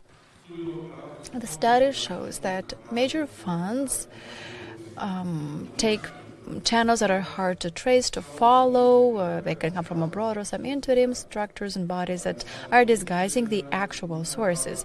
Political messages are not just like electoral advertising, but more like a joke, like a meme, like a podcast, like a parody of something, like interviews with some influencers, or not necessarily influencers. And thus, without clear rules, the people don't know what is an actual personal opinion and what is sponsored content. They don't even ask themselves, because there is no media literacy component that is strong enough to make people want to look for answers to these questions. Everything is prettily packaged with a clear purpose to inflict influence upon people. Institutions would often have their hands tied, but changes were made, amendments came about, and perhaps more amendments will be coming about that will help improving the fight with these dangers. There is also one big thing that is unknown, online regulation, but earlier we've had one of the keynote speakers saying that some measures are being taken in this regard as well. What has to be rethought? What can we do? We have to bring about more transparency. Financial, actual transparency, so that it is known who pays how much and for what. And first of all, with a focus on the online world, we have to make adaptations in the regulations to fit the digital realities, not just to amend, in fact, the older ones, but to create new tools. Because as it was often mentioned, even in discussions over coffee break, malignant stakeholders are more inventive, creative, and they find some tools to get their way, and they find ways to go around the rules that regulatory authorities are trying to impose. But even those institutions need to go through certain processes in order to have institutionalized a tool that would combat these subversive actions. There has to be actual collaboration between digital platforms and the government in order to prevent manipulation and in order to be able to unveil it, anticipate it, ahead of time, not when manipulation will have already reached its goals. Because at the end of the day, if we can't follow the money, if we can't make sense of the messages, we won't be able to defend elections. We won't be able to defend the vote of our voters. Well, this was, in a nutshell, some key ideas that I wanted to highlight before I give the floor to the keynote speakers of panel number 2.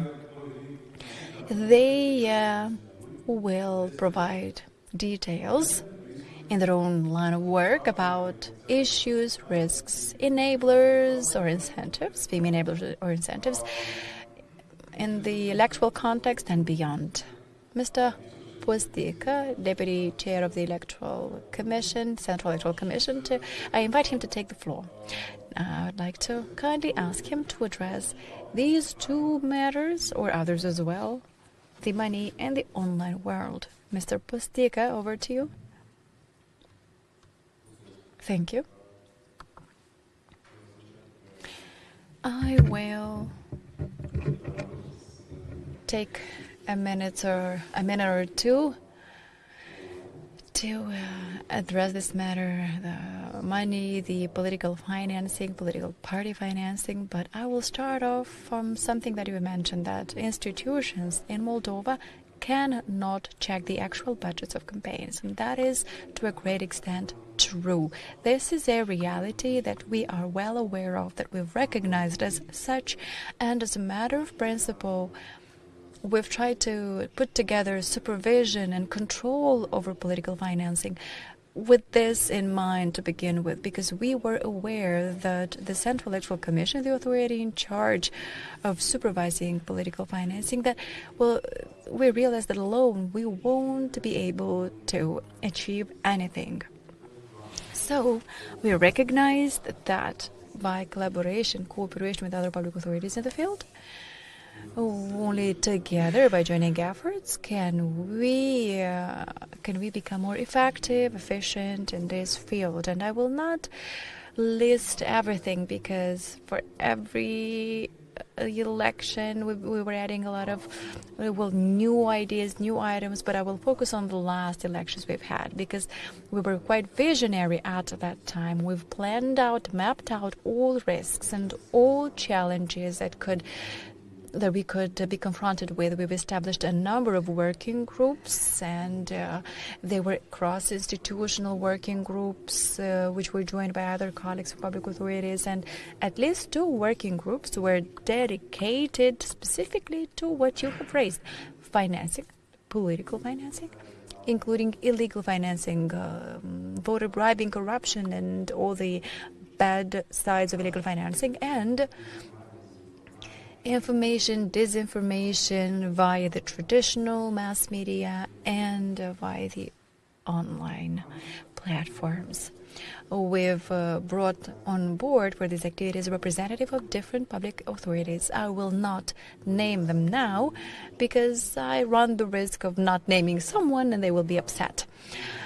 But what is certain is that in such circumstances, we realize that we can stand up to those challenges and address them. Now, beyond the role of prevention that we've had, we've also realized that regulations, that they are to be implemented and observed. So a lot of them were tested, piloted before implementing per se. So we've admitted that on our own we can't make it, and we sought the support of our development partners. So when speaking of the online environment, when speaking of monitoring online ads, for this we've sought the support of our colleagues at International IDEA. And by piloting certain tools, we were given some pieces of information. Now, we shared that information and all the due details, but now I would like to put emphasis on something that is, again, of a rather financial nature. What we were able to check from a financial perspective on the platforms like using public data, the public library of sponsored ads, all political stakeholders, third parties, suspicious accounts, etc., during the electoral period. They've spent about 508 euros per ad. And as for how much was reported by electoral contenders, 271,000, so 508,000, but in fact 271 only were reported. But with Meta, with the main pages, with all the members that were delegated on the party tickets, 241 is what we've identified. But they've actually reported having spent more than the Meta library informed us on. So this means that, first, we did not manage to identify every account of every candidate on the list. That is, there was some sponsoring carried out that was beyond our attention, so to speak. And then there were some electoral contenders that have used some agents or advertisement agents or agencies, and they've had some funds left over, but they've reported that as money for ads. So what we noticed is that a lot of suspicious accounts were used to promote advertisement. And our monitoring brought forth for 2030, 2,000 posts regarding the campaign, and out of them about 200, and in addition to that about 202 false accounts. And what is worth saying that most of these accounts were Telegram accounts. So those were Telegram channels that one way or another are not actually giving any information out to the authorities. And if we pay attention to, if we think of the platforms that have been, or that had the greatest impact thanks to views on social networks, so Telegram, 794 million, TikTok, 393, and Facebook, 344. So that's the hierarchy. And now I'd like to draw your attention to the fact that not everyone is cooperating, is willing us to meet us halfway. And speaking of cooperation, we've focused on prevention with most of these platforms. We wanted them to pay attention to the fact that, well, in Moldova, there are elections to be held. In Moldova, there are certain rules for political advertising and how that is supposed to be labeled. And we've also carried out trainings, including for electoral contenders, focusing on the rules around political advertising and how that is supposed to happen on these platforms, online platforms. And I believe that all of these aspects allowed us to achieve that result that I keep highlighting as a positive one, that they reported more than we managed to find. And that is already a good thing, because often, as a rule, there are a lot of areas where one reports zero or nothing, but in reality, it turns out that expenses are being incurred. And indeed, the problem is that there are third-party accounts, about 508 million, well, 1,000 in fact it appears, but about half of that. Meaning is that there are third accounts, suspicious accounts that are using this resource, and we've managed to maybe come across properly onto half of them only. And as I was saying, we are trying to have this prevention focus. We are trying to be proactive and draw the attention of the platforms to areas of interest, because as we've seen since, well, this monitoring, we've begun it after the presidential elections, and throughout that, we've been looking at the online ads, we've arrived at some findings, we've informed electoral contenders, and they started being more careful, and that is the good side of it. And in just the same fashion, we'll be expanding this effort further to other areas, one that we will try to address in greater detail: international travels. So we're just waiting for a decision of the Central Electoral Commission in this regard, but for now I can say that a lot of political parties are reporting zero international expenses, if I may call them that. But then we say, wait, don't you remember that you've been to Bucharest, to Moscow, to Washington, to Milan, or to some other places? And then we are getting different responses. They say, oops, apologies, I forgot to report that. And then others would say, why are you asking about this? This is beyond your professional remit. We are MPs, we have the freedom of moving around, of using funds, they said. But what we want to do is to follow the same spirit as we did for the online environment, to draw attention to the issues out there that have to be solved, and it's better to report all of the expenses to avoid sanctions, because let's remember, the Central Electoral Commission can impose sanctions.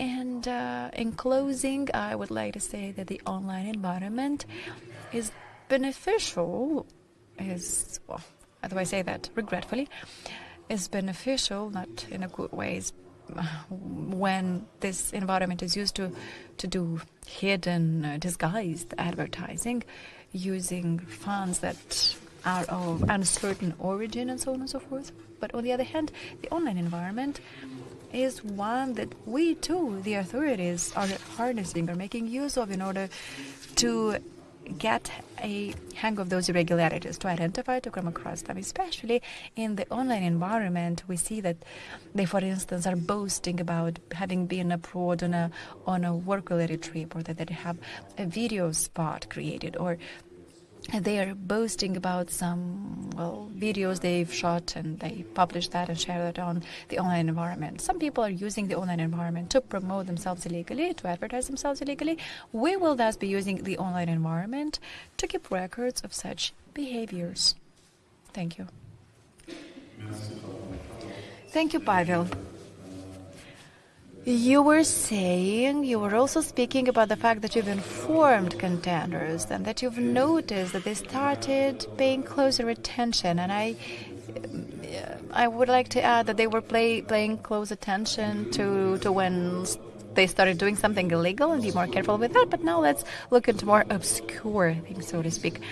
Something that stood out when several TV stations were shut down, and many of those stakeholders migrated to platforms such as Telegram or whatever else is out there, Viber and other chat apps, where monitoring and imposing or holding one to account is more difficult. Speaking about the legal environment and the more obscure illegal environment, I think that on this note, we can thus give the floor to the next keynote speaker of this panel. I was trying to invite Mr. Chianu to engage in this discussion. I would like to kindly ask him to address the ideas or the plans in this field, the legislative field, because there are certain initiatives that have begun in early this year regarding online regulation. I know that you're just at the beginning of your mandate, of your term, but I hope these discussions will be useful for you to take up arms for future actions. Mr. Chianu, MP, member of the Parliamentary Committee for Culture, Education. Greetings, dear colleagues. I have been a journalist for 40 years and MP for weeks. Trust me, I haven't learned yet how to speak like a member of a parliament. So I believe I will mostly be speaking like a journalist. I have, therefore, the right to be a little bit subjective, perhaps. I might even be wrong here and there. And indeed, I did not manage yet to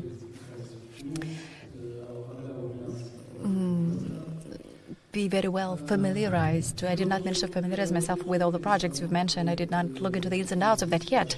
But I was nevertheless pleasantly surprised to learn about this study and report that looked into a phenomenon that is prospering, that is so much underway and growing, this FIMI phenomenon, if I may call it that. So it's something that is rather recent for me, a novel term, but then when you look around, you see there's already a study, there's a report that you can read and where you can draw inspiration from for further actions, for laws. I think this is a sign of intellectual maturity of our society, given that we are managing so fast to carry out studies like this.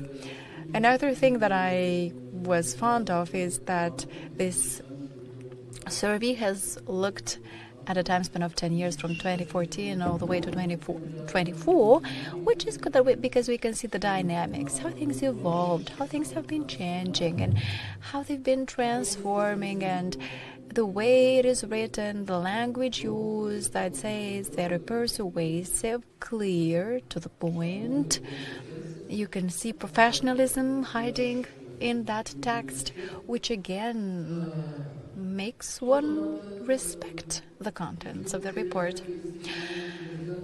I was thinking that it's more focused on the recent events, though, on the elections on the 28th of September, and I thought it was also a lot focused on the November elections last year, but these are just tangentially addressed in the report. So I thought that maybe this is not, what should I call it? Over the last 10 years, a lot of phenomena have occurred in this field, but we can't put them all together in the same pot with everything else that has happened over the last 2 years. So I think the recent events stand out. They are different compared to everything that has happened before. So last year's elections, this year's elections, they came along with a lot of new things. So it's good to have a clear picture in our mind of the specificities of the current phenomena so that we know how to address it. The speakers of the first panel have helped me gain a better understanding. They've addressed these issues, the ones that I'm thinking about right now, and that was insightful. But Paulina stated that, in fact, the report is much bigger than what we were handed out, and that there the subjects that I am addressing now are also detailed. When such reports are drafted, because I too participated in the drafting of such reports, I too have worked for some foreign foundations that were supporting the cultural phenomenon in Moldova. And I've always was confronted with this particular phenomenon, that our colleagues from abroad, they are living in democratic systems that have been built for centuries. It takes centuries to build those systems, not tens of years. So they can be proud of mature democracy, of freedom of speech, of economic stability. And when they look upon us and our realities, they want us to align ourselves with that precise model that they have in their countries, often not taking into account, disregarding our peculiarities. So the report states that Western partners did not really like it when the Pobeda block was shut down. When the 12 TV stations were shut down, they didn't like it either, because that encroached upon the right and freedom of expression and so on and so forth. But from the point of view of a mature democracy, it might appear so. It might appear that has gone down, that there was some abusive action undertaken. But those of us living here, we understand it well. We're just building our democratic institutions. We are in the beginning of our journey, and we understood it very well. I, for one, was not bothered at all by those actions. Well, because, again, somebody said here that there is too much action wearing white gloves. Some others say to us we can't be so brutal. So we have a very sensitive reality. And our Western partners, colleagues should understand this. And when we ourselves develop this kind of report, should understand this. Because there are things which we could overcome by indicating what mistakes we commit, and there are things which we won't be able to overcome, not now, not even in 1 year. Because the report says regarding the funds, for instance, the funding, one of the serious issues faced by the local media is fragile funding and dependency on foreign donors, right?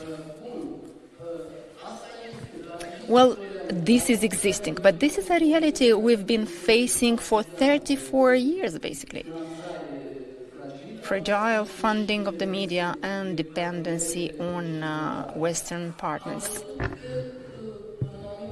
I've seen that in some historical times, this issue could be solved easily when an oligarch takes some TV channels and provides not fragile funds, very strong funding. So apparently this would be an alternative, but that's not one. And we all understand this very well.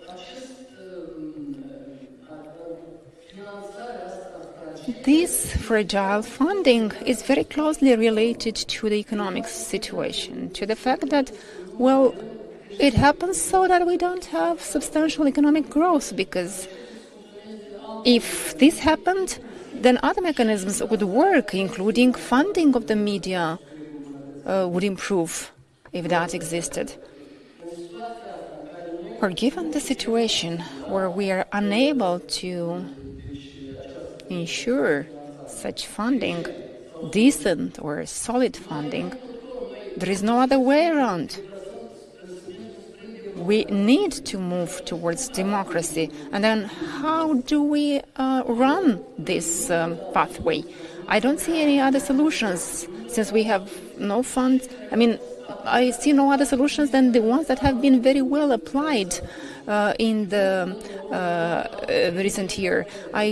I can see a very big role of the regulation, and I totally agree with Mr. Katlabuga, who was speaking about harshening the regulation. This is the weapon we could use. I don't think we should be so much afraid to be afraid of the totalitarianism and threats to the democracy. Particularly given the fact that we have a ruling party that we have, which we're trusting highly.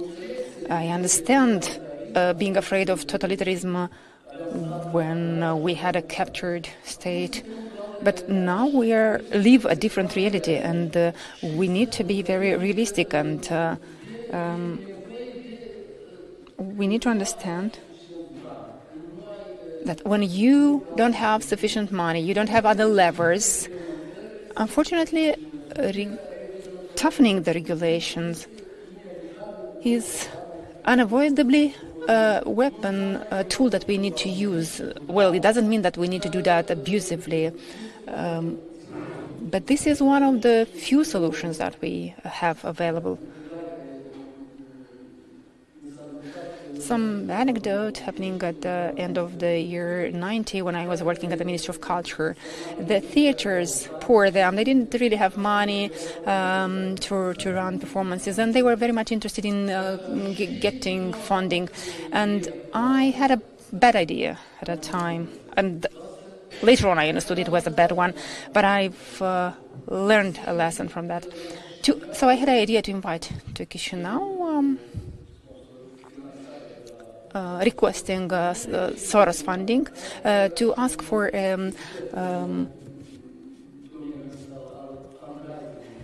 film director from UK who was an expert in fundraising as well. So he came here, and we visited all the theaters, all directors of theaters.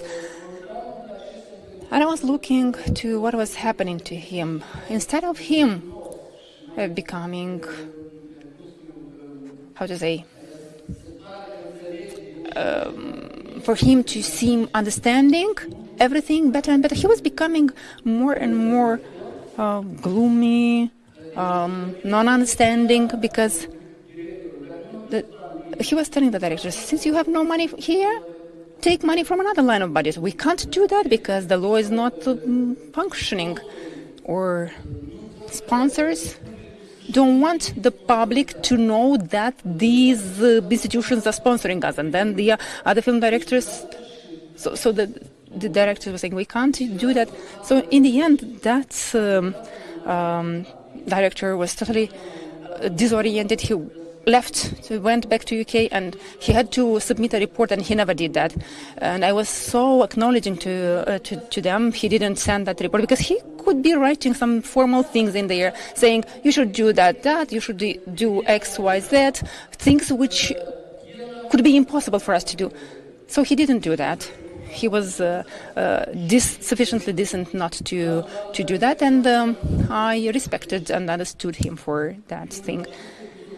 So by that anecdote, I wanted to highlight again the idea that I'm afraid many of the things we're doing now in fighting this FIMI,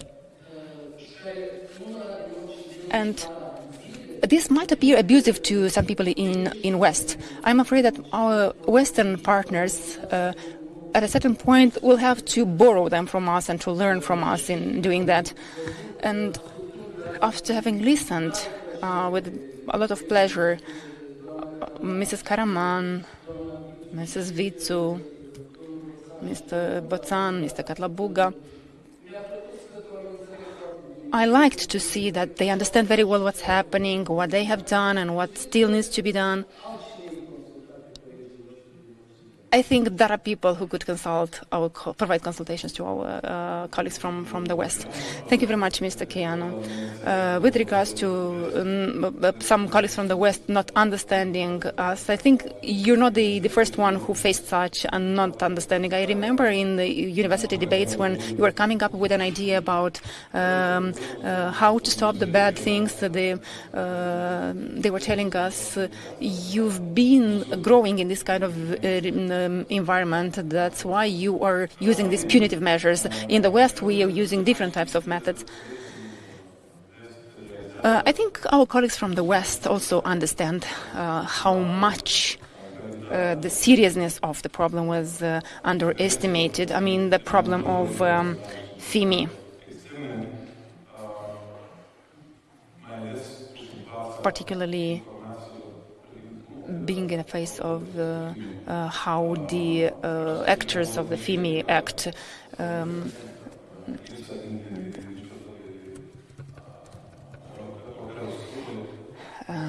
the way they're acting, which you can see in the amounts of money they provide to these actions, the number of people they involve in this kind of operations. And we have further information about how this is happening due to the courage of some journalists who got involved and went to the place where the dragon lives to see how things are happening. Now I'd like to give the floor to the following speaker, Boțan, who everyone knows for the courageous work she has conducted and for the prizes she received for such work. Herself and her colleagues who worked on those journalistic investigations have allowed us to understand better what's happening, what are the operation mechanisms of the FIMI actors. So, Mariuța, could you please tell us more about how FIMI is subject to investigation, or maybe some other suggestions that could be delivered to the authorities in this context? Thank you. Good afternoon, everyone. So everyone has been speaking and recognizing Ziarul de Gardă. When they say Ziarul de Gardă, they say undercover investigations. What I want to say is that what we've done in terms of undercover investigations, we started to do that from open source data starting from 2023. So in 2023, I started my career in journalism, and it was that year when the Shor party was declared unconstitutional, and then the political bloc of parties Shor ash.or.r was created. I remember this because for the first time I wrote then about two unknown parties who established a political bloc together with Ilan Shor. And then because I was documenting that from the open source databases, I was documenting the developments of that political structure. So I wrote about how Alexei Luncu went from journalist into politician, getting into the Șansa party, which was having lots of banners in Chișinău and the entire country. And then I also wrote about Victoria party in 2024. The media was writing that there are two other parties which appeared. I preferred to look at what was really happening and what's behind those new structures. So I wrote that two parties appeared, but one of them has a status which is identical with the party that was declared unconstitutional, the Shor party. So I made that connection, saying that back in January, about the fact that this new structure, Victoria Party, is actually a satellite of the Shor group. And then in April, this party appeared together with other parties affiliated to Shor in Moscow. What followed later was that undercover investigation. The first part and second part done by my colleague Natalia Zaharescu. Because the media was writing protests, organized protests, and some EU politician came accompanied by protesters. What we did, we wanted to say more than just the word protest, because we understood these were not protests. These were mimicking of the protests, behind which considerable financing exists. So this was the hypothesis we were using at the beginning, which we were able to prove in the end within this undercover investigation. Before 2024, before the referendum on Moldova's accession to the EU, we investigated an offline network which was structured in a pyramid and which involved a number of structures. There were people who were protesting, and then these protests had to be reflected in the media. So in 2025, we investigated an online network financed by money coming from the Russian Federation. But this network didn't imply any protests and then people who would cover these protests in the media, but it implied online protests. So it meant that a person did two things at the same time. So protesting online, writing about how bad the ruling party is, how bad the EU is, and how good the Russian Federation is. And at the same time, he or she was covering these protests in the media. So by documenting this network, which we are calling SHORE network, since 2023 up to 2025, I was able to see the development, its development from some parties established to some protests. Well, protests had some background until the most evolved and well thought of form of protest. And I'm saying well thought is because that's efficient, and second, it doesn't imply so much resources.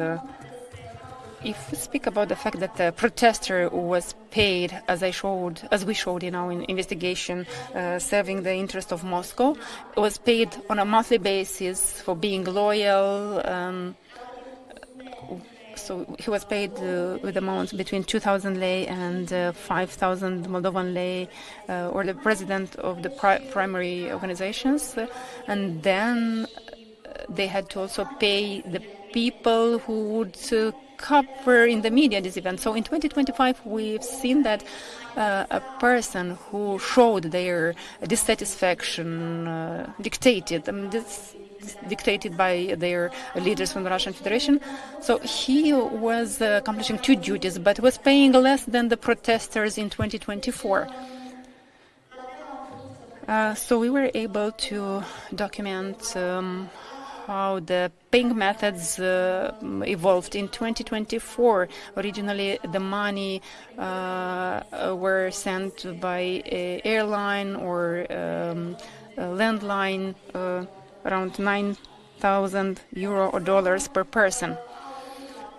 Then they moved to Process Bank. So our authorities have tried to limit the messages coming from Process Bank through which they could connect. They found other means of sending the SMSs through which people could connect to Process Bank application and then to cryptocurrencies. And we also could document another important element, because we as journalists we have signaled the irregularities that we have identified. So what we could notice being within is the attitude of the people who were bought by Russian rubles. So the level of awareness increased about the fact that they were committing illegal act, and the fact that at any time they could be subject to searches, they could be arrested. So the authorities have intensified their activity, and the people in this network were aware of the fact that they are committing an illegality. So there were several elements we could identify while undercover. And another important element is that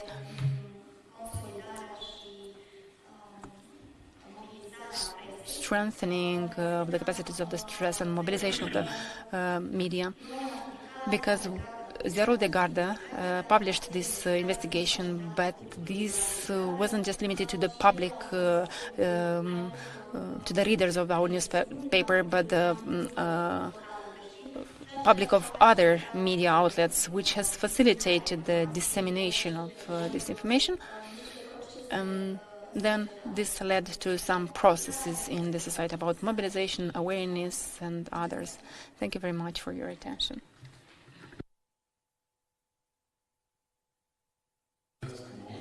Thank you very much, Mariuța. Comment that I would like to make with regards to this, regarding one of your statements or information about increase of the solidarity among the journalists. This reminded me about some discussions with the officials who were speaking about improved cooperation between different institutions. Because over the years, one of the problems which many experts were mentioning is the weak, poor cooperation between institutions. And now I realize that facing some enormous threat, the Republic of Moldova has succeeded step by step to generate some positive effects, better cooperation among journalists, communication maybe at personal level, if not at institutional level. And this could probably have been harder to achieve should there not be serious threats against Moldova. We've been speaking about a number of important aspects about FIMI in electoral context, propaganda, more in the offline area. I'd like now to ask Mr. Vitalie Șanu, IT expert, entrepreneur, founder of Privesc.eu, to talk to us a little bit about the other side, the online area, and to share with us his own impressions in terms of unauthentic behavior online or online campaigns. Vitalie, you have the floor. Thank you. Hello, everyone. In this report, I've seen that every page the TikTok word. Could I find out who of you has a TikTok account? Who of you has a TikTok account? Okay, so the conclusion belongs to you. I think TikTok is one of the best networks, social media in the world, where you can find out if you want, and if you're interested about information manipulation, you will find out about information manipulation. And this is a very big mistake done by journalists, investigative journalists particularly, about how to conduct informational manipulation, because TikTok gets mobilized and provides information from TikTok. So I look from the telescope, the Saturn speeches of politicians in the US, or general information, or mathematical exercises. So it matters a lot what you want from TikTok. And when they write everywhere that TikTok manipulates, this is done based on some reports, bias reports done by journalists on a very narrow segment, and they don't analyze the entire TikTok. My mother was always calling me a person which doubts everything, which puts under question everything. And before the elections, I developed an information system for Citesc.eu, which monitored the entire TikTok. And I only found 5% on the 3 million of accounts on Moldovan TikTok. Only 5% who wrote about politics. This doesn't mean manipulation, but only 5% were writing about politics, which is very little compared to what's happening in general on TikTok. Then another thing which hasn't been tackled here is I'm not trying to defend the other side, the Russians, who've been attempting to use a different approach to manipulate our country, which is based mostly on corruption of civil servants or some actors which would get in power and favor the FIMI. But I'm trying to explain some actions. Our state does this deliberately in order not to allow even their voluntary behavior. So nobody mentioned about unbanking, which is a concept that political actors, they can't officially create bank accounts in Moldova. I haven't seen nobody mention about it, not even Ziarul de Gardă mentioning this issue. This is a tactic which is used even in the US. Trump. So he did unbanking after he left the power. And other manipulation done by the journalists when they speak about millions of dreams on TikTok or Telegram. This doesn't mean anything.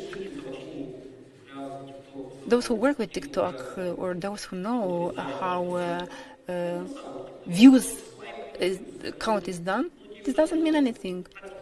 Basically, 5% of the people could be viewing that out of the million of people. Another manipulation is Mrs.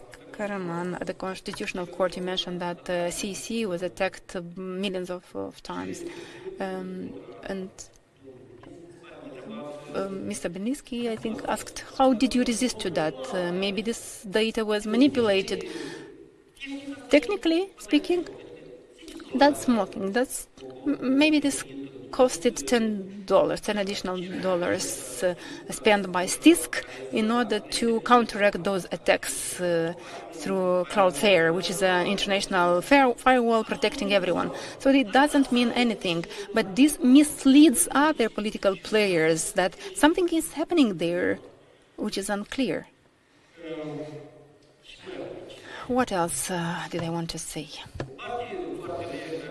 A thing which Europe is pushing now on social media, and this has generated a fight back from Facebook, who has withdrawn electoral publicity starting from October 1st.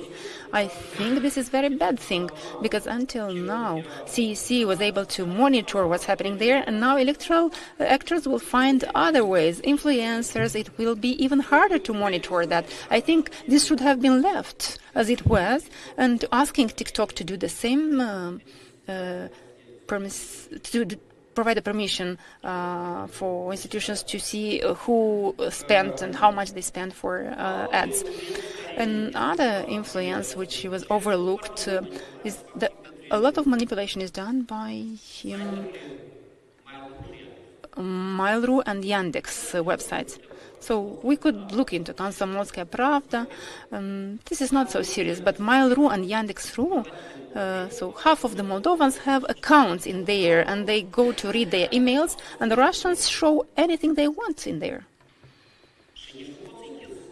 And you can't close these domains because people have their emails on these domains, and all the more, very many civil servants. I was counting 70% of the civil servants at one ministry had their emails on Yandex.ru or Mail.ru.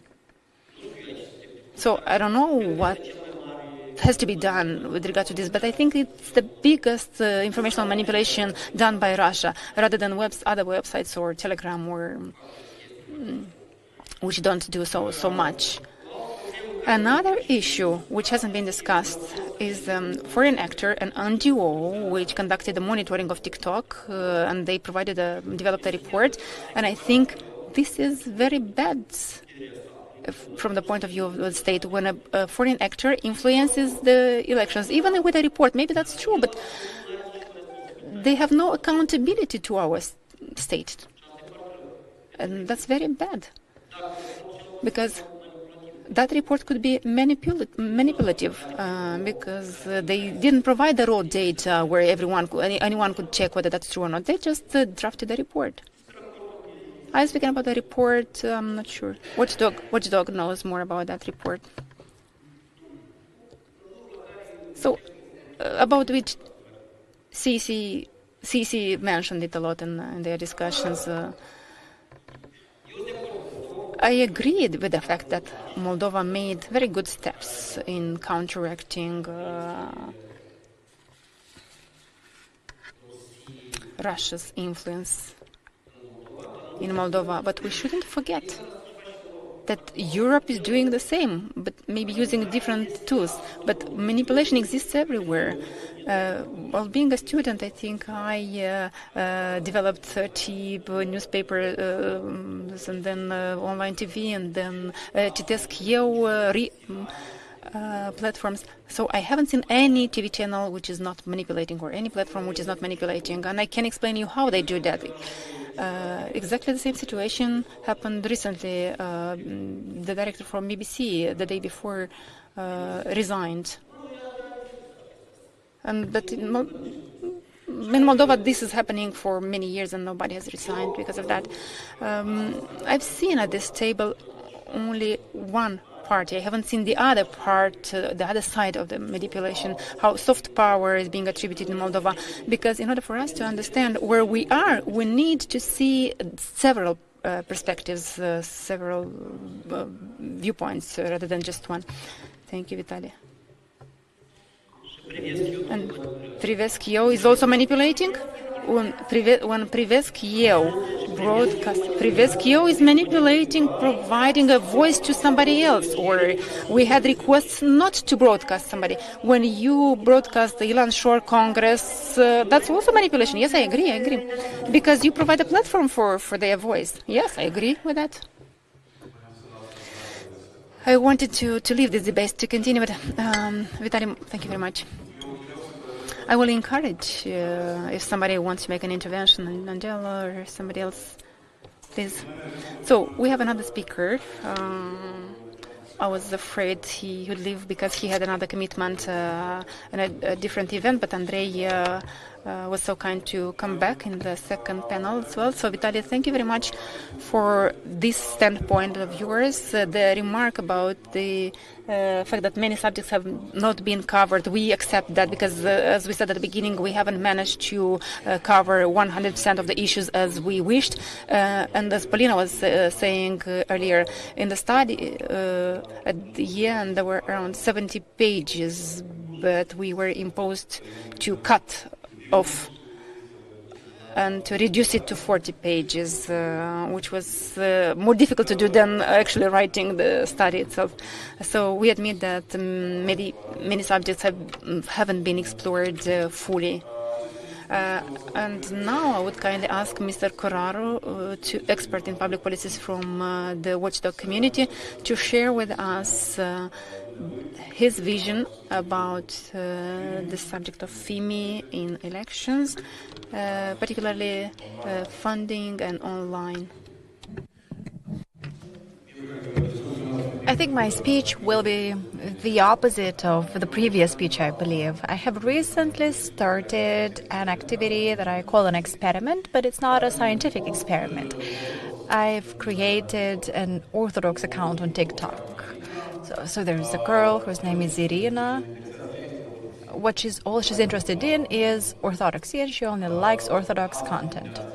This morning, on public transportation, I've identified 15 accounts with disinformation and applying different methods prevailingly created with AI, and this was recommended to Irina. And Irina did not look up such content, disinformation content. She did not look up pro-Russian content creators. They just appeared because the association between certain topics,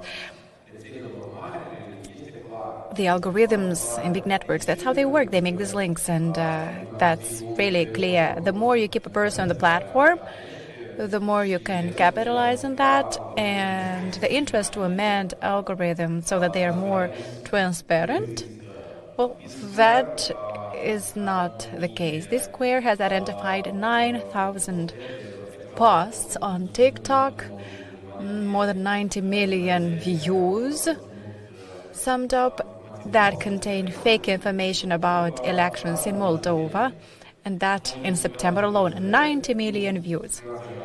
Certainly, some of them were repetitive. We don't have the entire population on TikTok, But certainly every TikTok user from Moldova has seen at least one of those reels. And when we're thinking about freedom, allowing for freedom as much as possible to allow all to act in whatever way they see fit, I agree when everybody has access to the same tools and resources. On the one hand, we have Moldova with quite limited resources.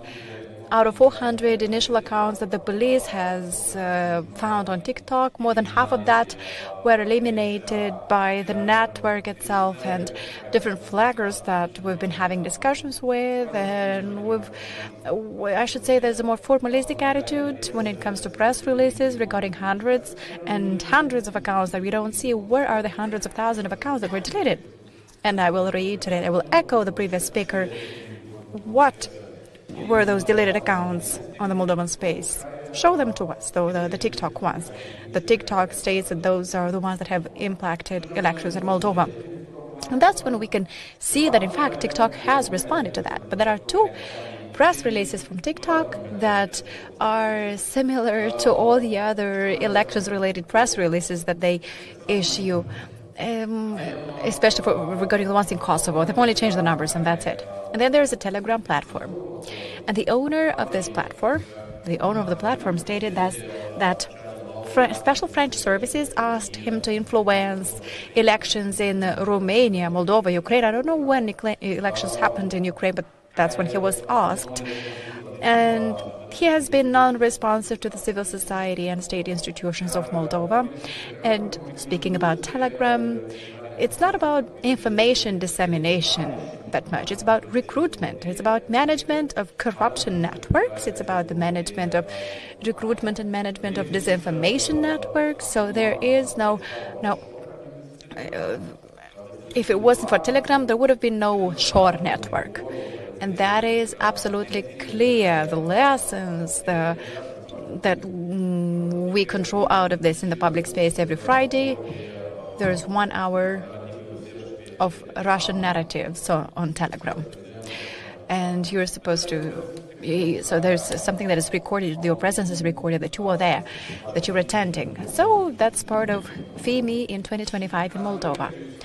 Now, to avoid reiterating some other messages, I would like to address the matter of trends, technology versus transaction costs. That's what the trend is about. If money is coming to Moldova, that money has to be, so to speak, expensive. We can't put a stop, put an end to all of the money coming here to finance different political stakeholders. I'm under the impression that all the political stakeholders present in the room were concerned in some journalistic investigation in relation to some financing that was a bit more suspicious. I believe TV8, I think they had something about PAS and MAN investigation with regards to how funds were coming from suspicious sources, pensioners, or people working for the waste collection services, and that they contributed to the campaign. It is clear that nobody wants to take action in a transparent and legitimate way.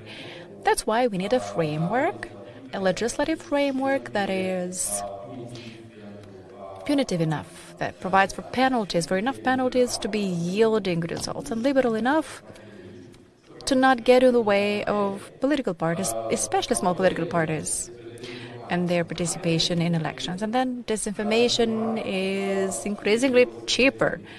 You needed a few hundred euros for a deepfake. Now it's just a few cents to create real deepfake content. And the number of disinformation articles that you can create now with the advent of artificial intelligence, that is exponential geometric increase of possibilities. Now, using my Telegram account, the Orthodox account, so far 12-15 accounts have come in contact, so to speak, have drawn the attention, have paid attention to it. But then this is expanding, this is growing, and the Ziarul de Gardă, they could claim that there was 1,000 views, and for Infolier there were 1,500 people participating, and all of these people needed to have a particular number of posts a month in order to be.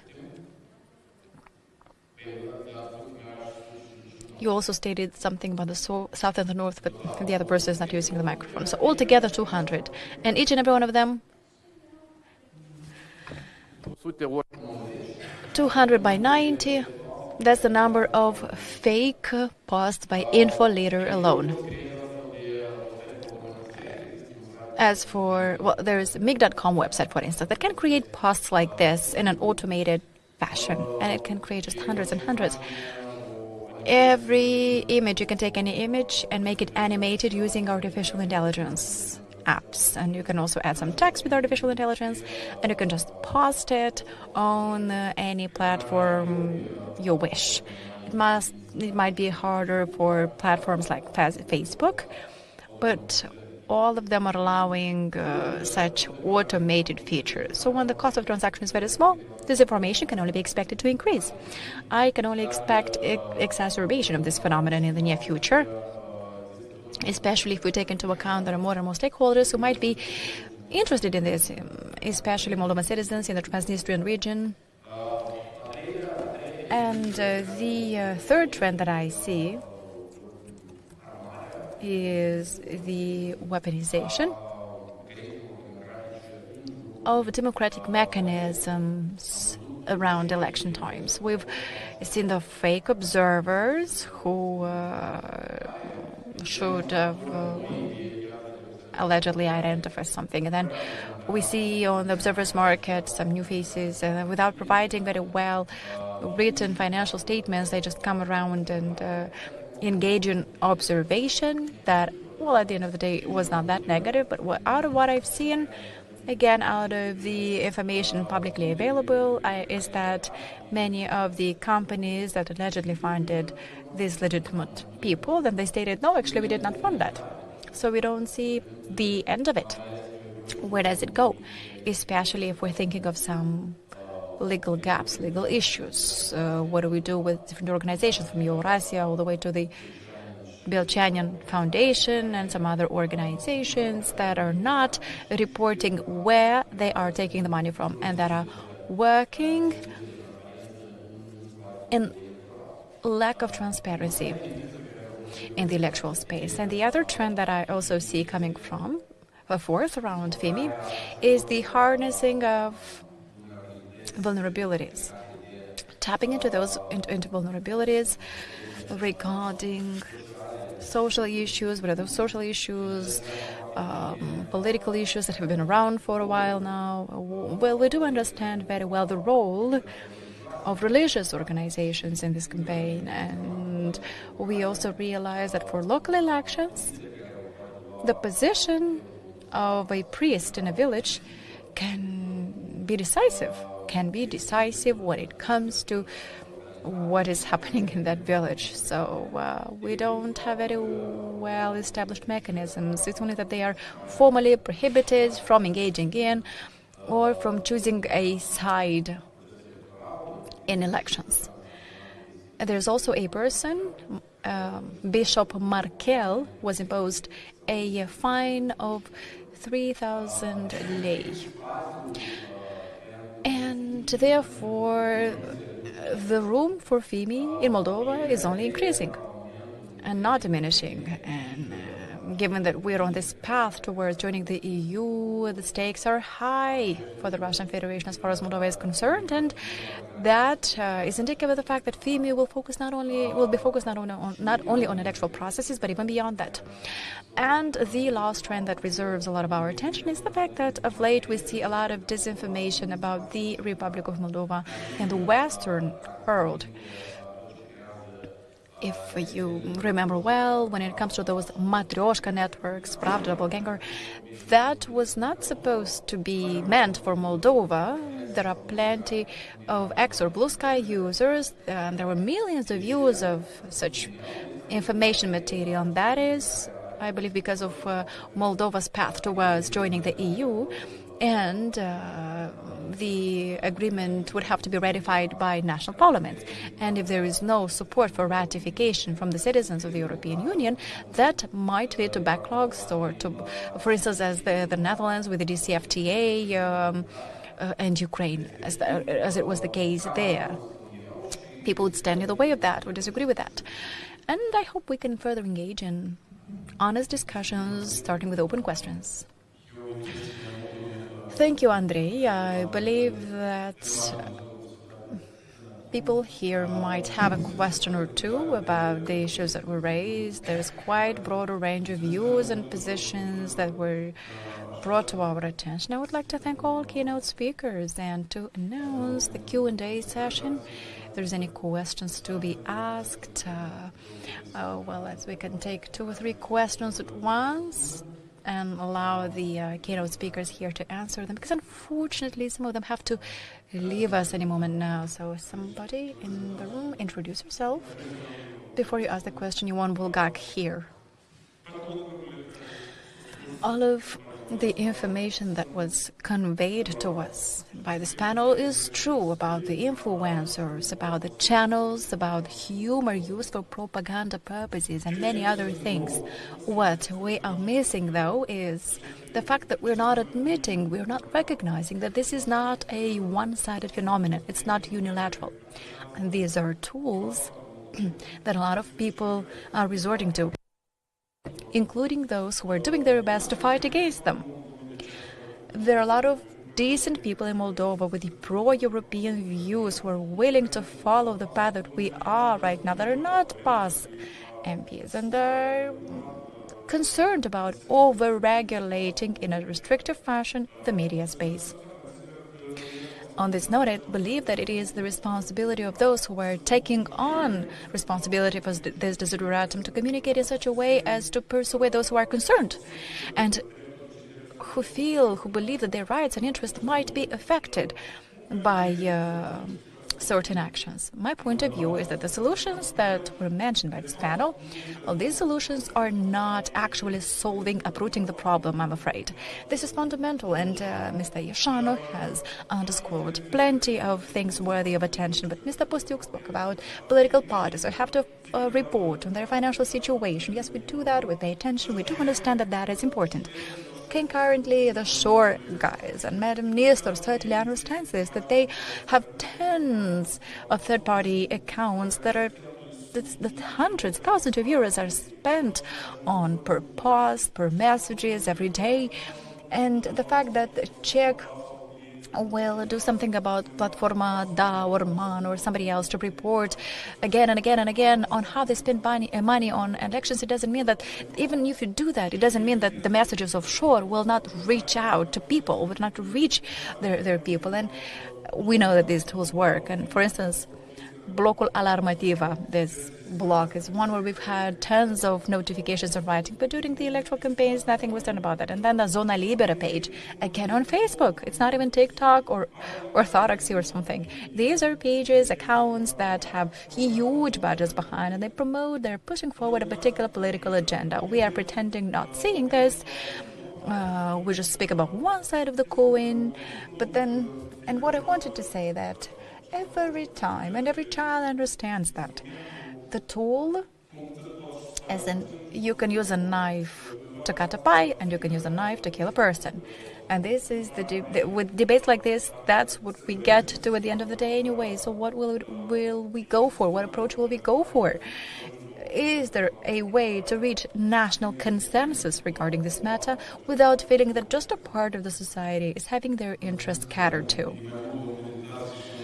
Thank you. This is rather food for thought and reflection rather than finding an answer right now to some questions. Let's have another person sharing their feedback with us. Victor Proteanu from MAN Party.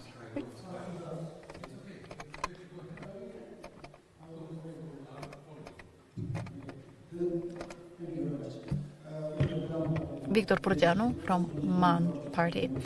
Well, in the same train of thought with Mr. Bulgak, I think we are really in the same train of thought, and not because we're in the same party, I believe. We're all pretending not to be speaking about the elephant in the room. We're pretending not seeing the elephant. I've listened to all of you. I was amused when some of you stated something very interesting, especially Mr. Postica. Now, Mr. Postica, we have Czech that is dominated by the governing party, and it wants to expand its mandate and to control, to have even greater control even more, expand it. Especially since the OSCE ODIHR are taking biased decisions when it comes to governing people from the governing party. That's according to international reports. Mr. Chianu was right. We need mature democracy, freedom of expression, of speech. I agree, but we need to be mindful of how we get there. And it's a pity that you do not understand very well that the purpose did not excuse the means. But I think that your show is actually a FIMI action. And I've looked this information up in the report, and I think this is a matter that we should have talked at length about.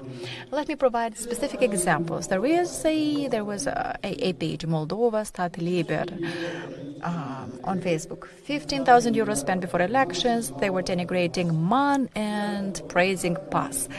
We filed a petition with Czech. The Czech, you know what the Czech stated? It said it's beyond our power of authority. We'll forward this to Stratcom. Stratcom said it's not up to us. You have to report the page. 1 month later, a letter came from Stratcom to the Minister of Interior stating that Stratcom was going to inform Meta and Google about the pages that are spending money on political ads. So what changed within a month? I have no answer to that.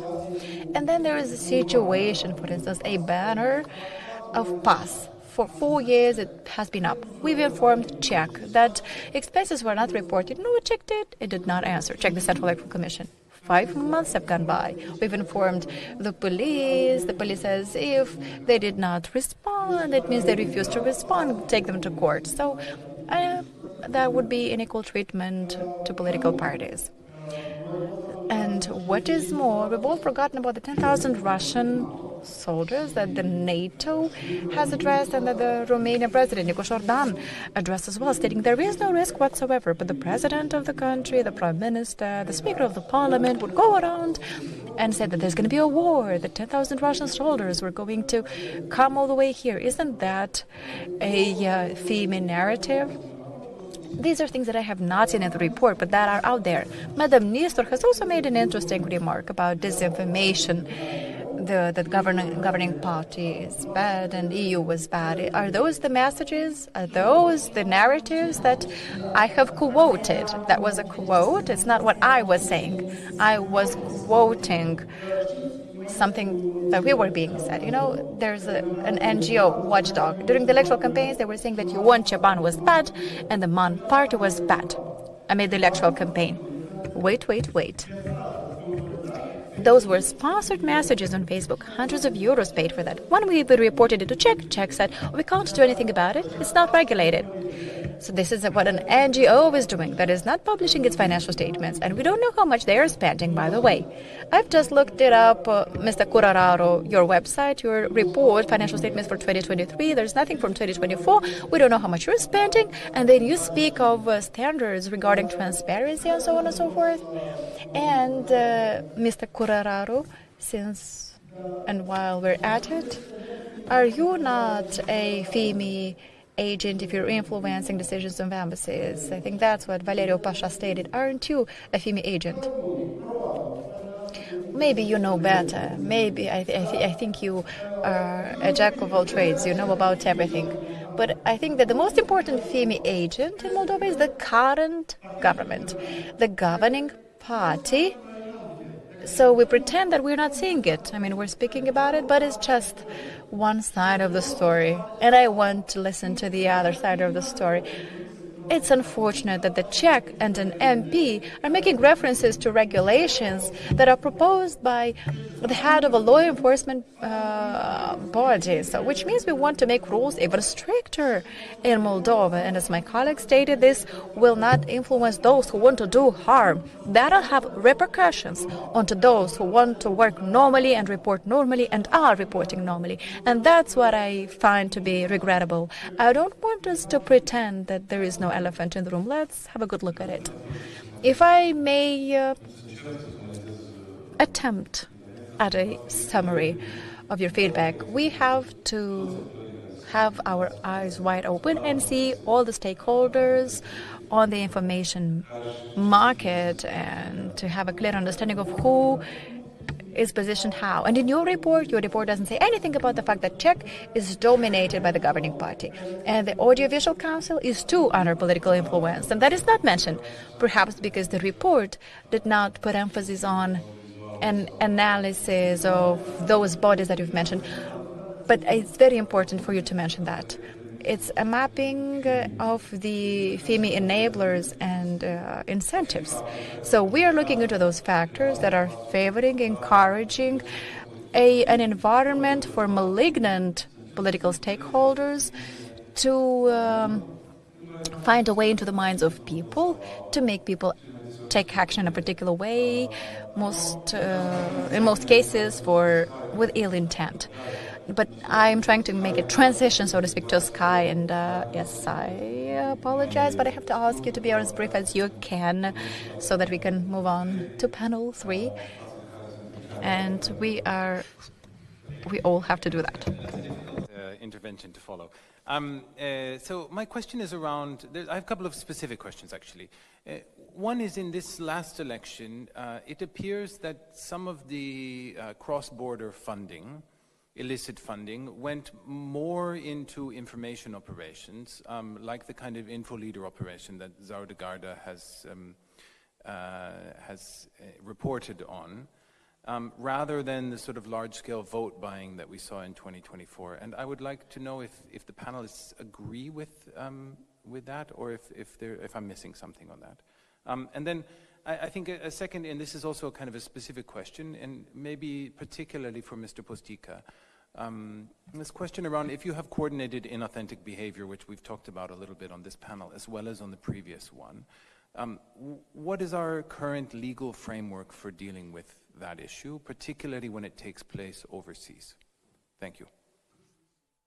Question, sorry, Sky. Whether foreign cross-border funding, whether there has been a change in focus from vote buying in 2024 to more kind of information operations like the InfoLeader operation in 2025.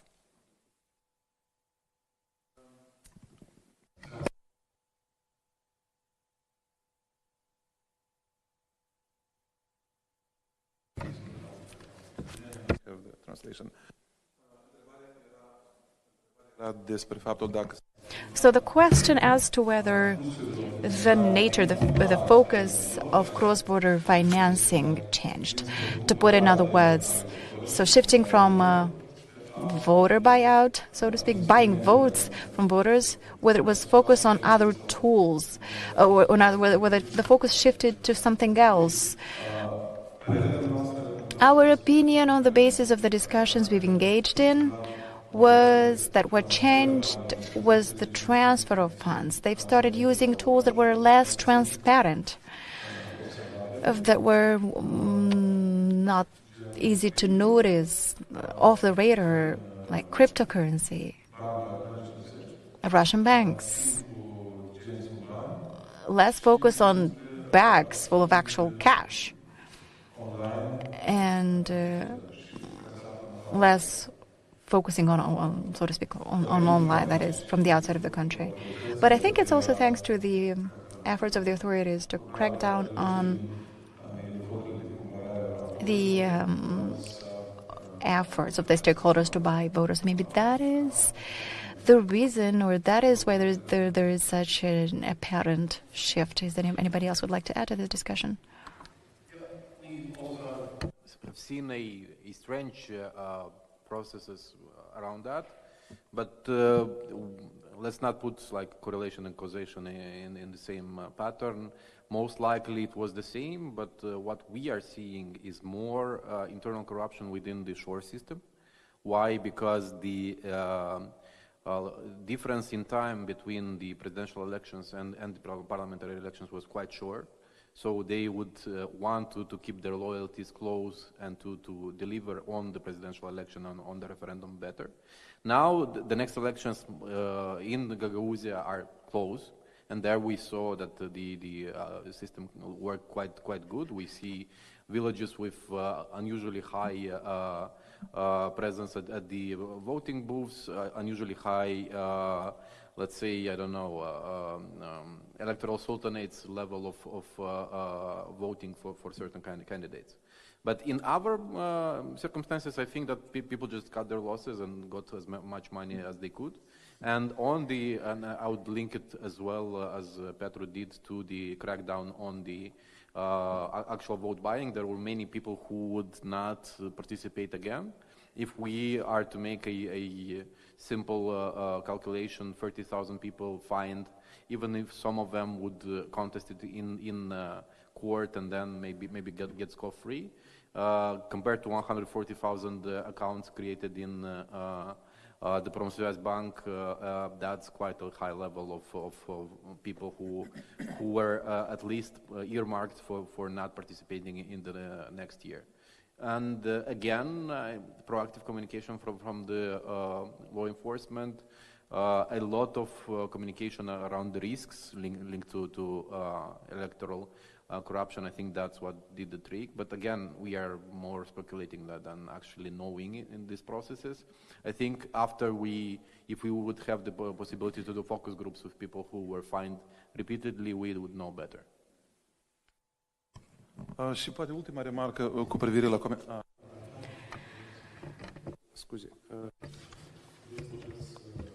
I will try to tackle both questions that Sky has asked. I believe it's quite complicated for us to answer now, to be very straightforward and clear in our answer as to how the focus shifted in terms of these financial flows that entered Moldova, either in cash or cryptocurrency or through ads or through influence leaders, or it's hard to say what shares all there. So we don't have this data. We can't know specifically, precisely, in terms of percentages. We can't be very precise.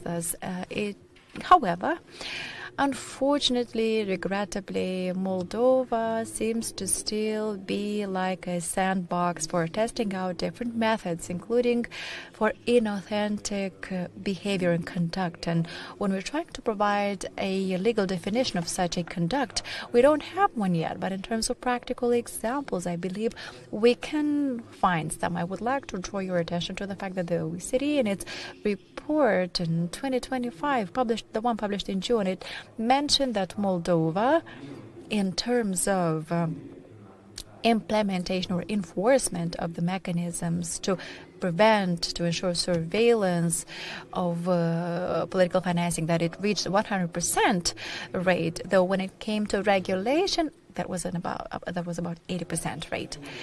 That's Moldova accomplishments. And that allows us to draw certain conclusions as to when can we claim with certainty that certain types of conduct are inauthentic. And I would like to further develop the idea of Mr. Curararo expressed earlier. He has mentioned the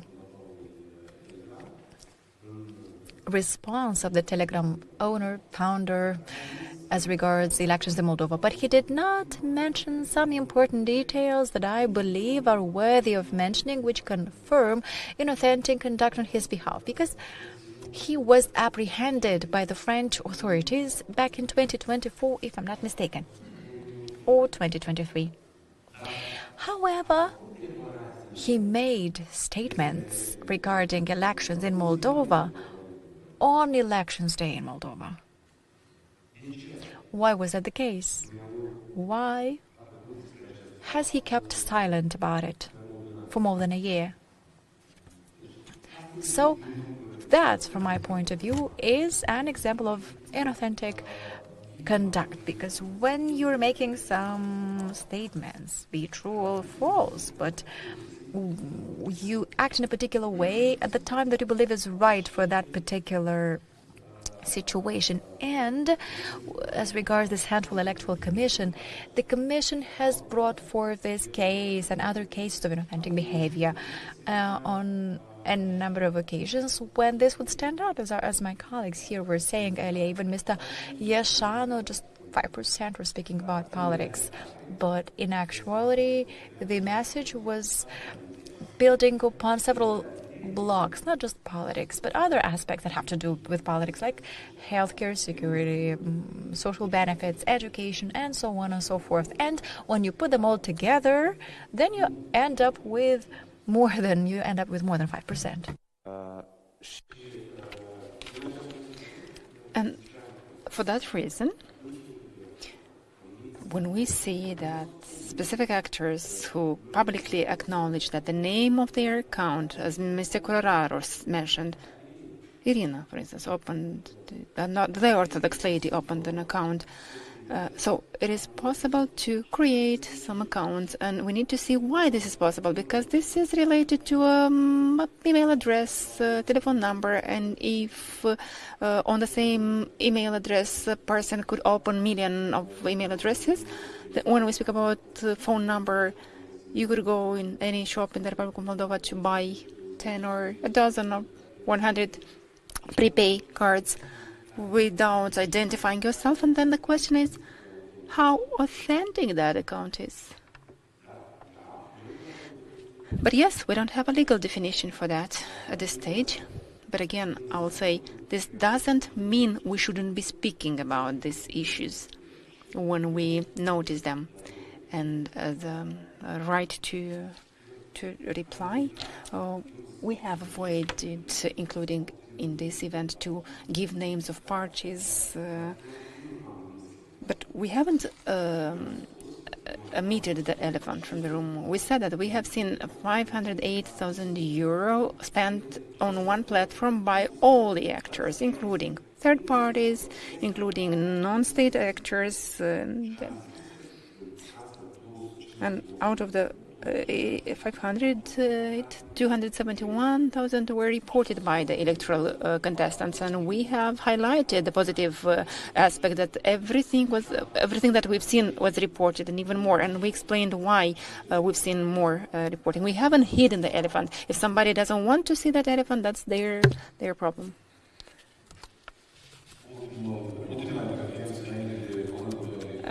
Last intervention before the conclusion of this panel, I will give that to Mrs. Angelica Calraman.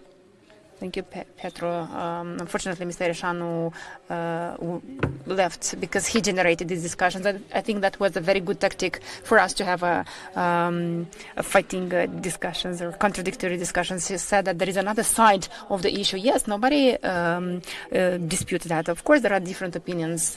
And specifically, this shows that in this country we do have freedom of expression, that we do have different opinions, and they can be discussed but without avoiding some topics or using some euphemisms. And given the fact that we have freedom of expression and pluralism of opinion, this is showed in the result of the 9 parties which are now in the parliament. Although some people are saying that there is censorship and there is dictatorship by a single political party, specifically those who arrived into the parliament say that.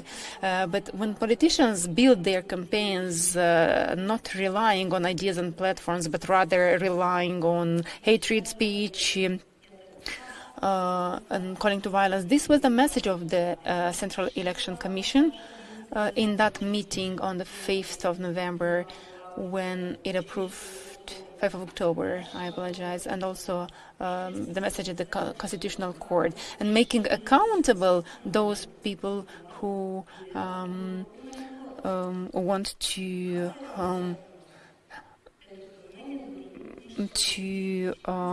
affiliate some people following them, because we would like to avoid having some personal attacks, and that's why we were calling to accountability. And there are discussions about how many voters we have. The population is 2.4 million according to the census. In the list we have 2,700,000, but nobody is surprised of the fact that we have almost 3,000 TikTok accounts in Moldova. Nobody is surprised by that. So 3 million, yes. And now about cybersecurity. The tests we conducted, and Mr. Ieșanu was mentioning that we've done a lot of discussions about cyber security actions. Actually, it was about $10 worth. No, it wasn't just $10, and the fact that we've conducted those tests, simulating a simultaneous use of over 4,000 inquiries on the CC website. And we have our development partners present here who could say how much those tests cost. They cost by hundreds of thousands of lei. And the text of the page of the CC were 90,000 interpolations or inquiries per second. They want, and that wasn't in vain, because they wanted the page which posts the preliminary result to have some dysfunctionalities in order for them to be able to speculate that there was a blackout, the page didn't work, and there is a difference in results. So we resisted to that. And the price for that, the cost for that was much higher, because the priority for the media, for the governmental institutions, for the civil society, as well as for the development partners, was exactly to ensure the integrity of the electoral process. Thank you. Mrs. Karaman, thank you. I'm afraid that the following panel will be too late, and they will punish me for that. Mr. Chianu. Just shortly. Yeah, I'll be very quick. What's interesting is that forum, a meeting dedicated to manipulation, we ended up being an object of manipulation ourselves, because this is what Mr. Ieșanu did to all of us. He said everything is manipulation, both sides manipulate, I myself manipulate with Privescu platform. So it means ridiculizing any discussions. It's in vain that we all gathered here, because everything is manipulation. I will not provide more time for this panel. Please apologize me. Dear colleagues, having the right of a facilitator, I will conclude this panel with apologies to those who haven't managed to respond to some earlier interventions. I will finish with a couple of words about the subject that I think covers our entire discussion until now. So it's about militant democracy, because this is exactly what Moldova is tending to build now. Not a democracy which is blind, willingly blind, which doesn't see the problems, but rather a democracy which has open eyes and trying to foresee the threats, because the expression of the FIMI that we see, one of the expressions which is most visible for FIMI today, and I hope those who are watching us will hear that, when a country like Russia, which liquidated all the rights, all open electoral processes, liquidated all the democratic processes, they are speaking in all the microphones about all their concerns when they see that the rights of parties in other countries are being violated, or the right to freedom of expression is being violated in another country. I think Moldova can do it better than that, can prove that it can build a democracy that has some barriers, but can make sure that when a power changes, other parties which will come in power will use the laws to protect the democracy, will not use those laws in order to destroy the democracy. So I will now give the floor to panel number 3, and I kindly thank everyone for your patience.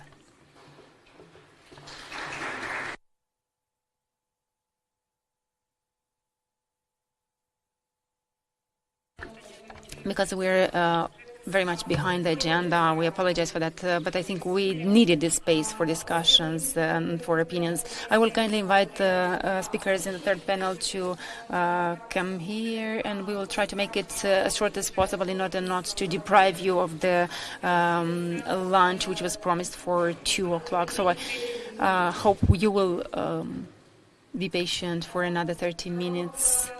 you will resist. So Natalia Țurcanu, Mariana Aratsu, Nadine Gogon, Victoria Roșca, please take your seats. In this panel, we will speak about society's resilience, because I think everything that has been discussed earlier could be resumed to the fact that it all depends in the end on how citizens react to those vulnerabilities and to how they act in practice. Since we've been discussing about third-party influence in elections, about cryptocurrency, NGOs which are non-transparent, about church, about the fact that online space is a problem, and very often it was mentioned about the need to have additional regulations, and there are some other voices which say that we don't need so much regulation because otherwise we will end up in a dictatorship or police state. So it's hard to find a balance of where is it better to stop in order to protect the freedom of the freedoms, but also to protect our democracies. And a lot is about how citizens react to these risks and vulnerabilities.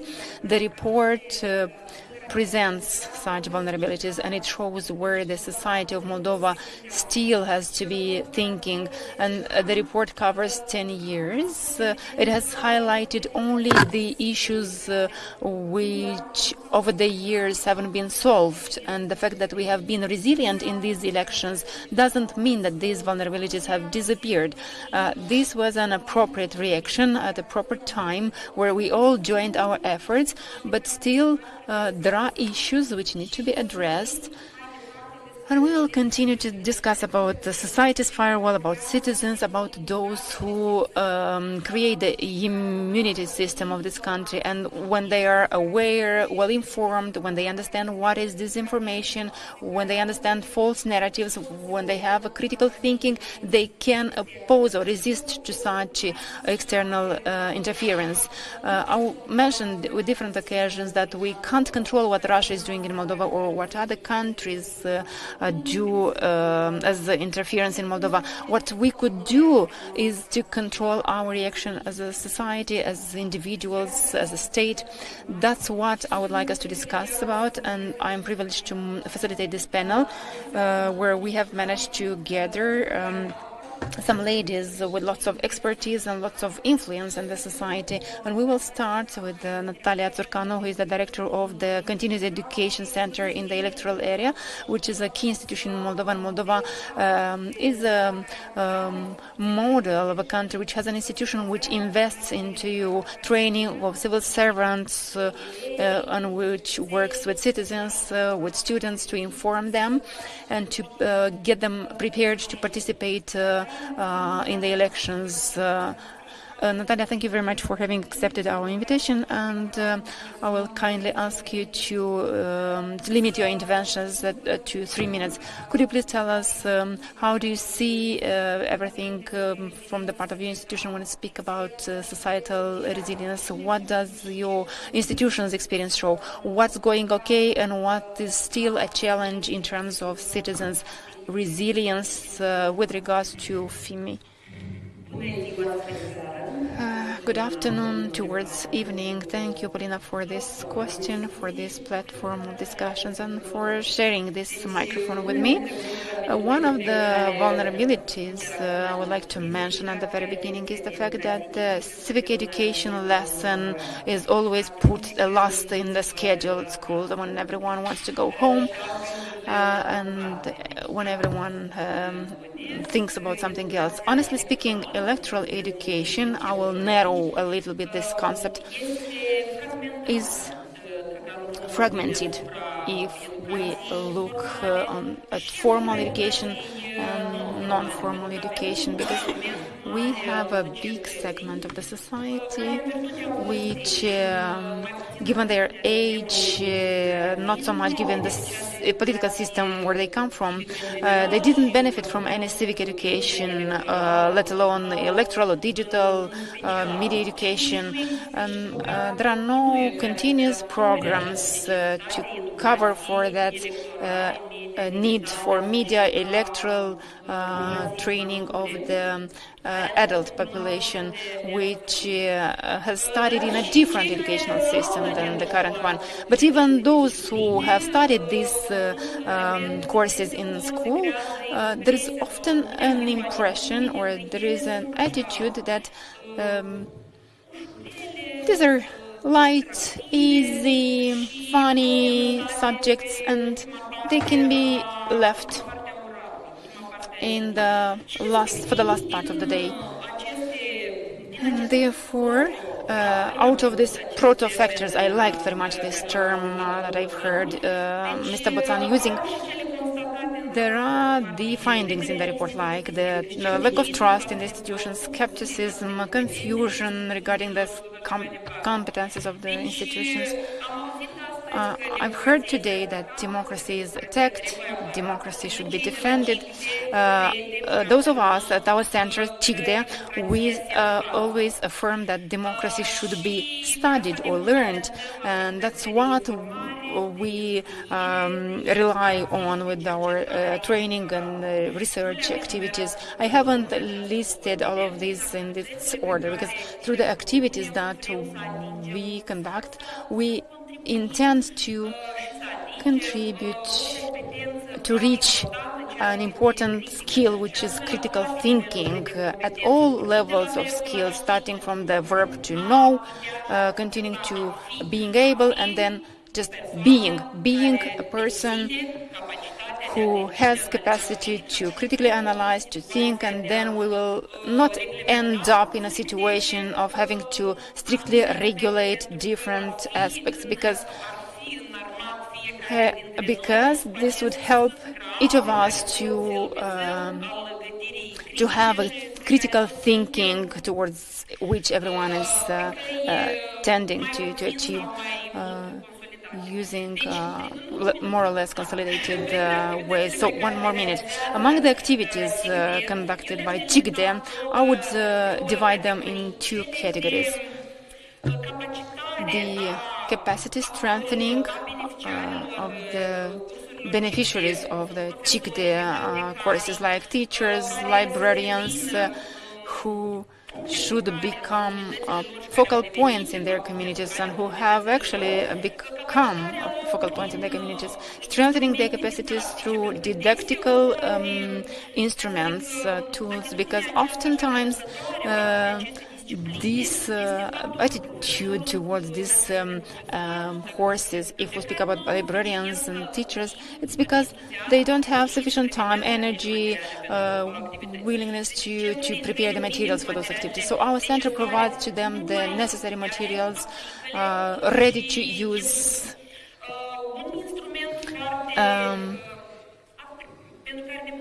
And a tool that we're very happy our center has developed is the curriculum for electoral education, together with a handbook on electoral education, which starting with the educational year 22-23 is in the list of optional subjects, courses which could be taught. And our center, aside from the fact that it contributed to developing this curriculum and handbook, continues to provide capacity strengthening to teachers. So my time is elapsing. And the second area, activities that we conduct with students, starting from the youngest ones, from the kindergartens, continuing with the school students, university students, and even adults and elderly, in cooperation with the civil society. I would like to say more things. One thing about the fact that certification and training of civil servants, although it's not related to electoral education, it's a factor which contributes directly to raising the trust in the role of elections by making the process more transparent.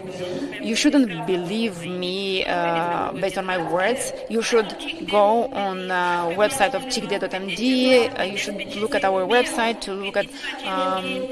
You should be thinking in the same line as we do, because we need to be working jointly. Thank you, Natalia. And I apologize that I had to reduce your intervention, but we're a lot behind the agenda. I think we'll continue on discussing on the same subject with the other ladies. Mariana Rat, investigative journalist at TV8, one of the biggest TV stations in Moldova, a trustworthy TV station. Thank you very much for having accepted this invitation, Mariana. Also, if you could fit into 3 minutes to tell us about the position of the media in Moldova in this context where manipulation is done for money, where there are lots of media outlets which gain money based on clicks, sensations. So how does independent media resist in front of these vulnerabilities? And how big is the problem of financial sustainability of independent media? Because the report mentions about too little independent media, lack of sustainability, and the risks coming from clickbait and manipulation for money. Lots of questions for just 3 minutes. How the independent media resists? Well, independent media lives in a number of dilemmas. There is public responsibility of the media to provide correct information to people, to correct false information, for which we have spent lots of time, and I will explain why I think we've lost lots of time to correct something that somebody has spoiled earlier on, and to investigate and to put a light on the illegalities happening in the society. On the one side, this is about social responsibility. On the other side, the media has to be concerned about what to do in order to survive. There is support from donors, unfortunately, and I say unfortunately for Moldova, lots of independent media only relies on grants from donors, and this is a high risk for the information security of the state.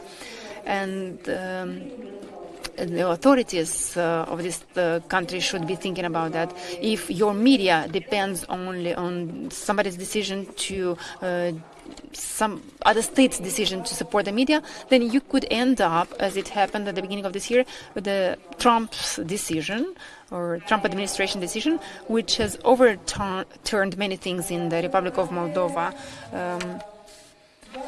Unfortunately, only TV stations in the Republic of Moldova have the privilege to be able to cover for some part of their expenses from ads in revenues.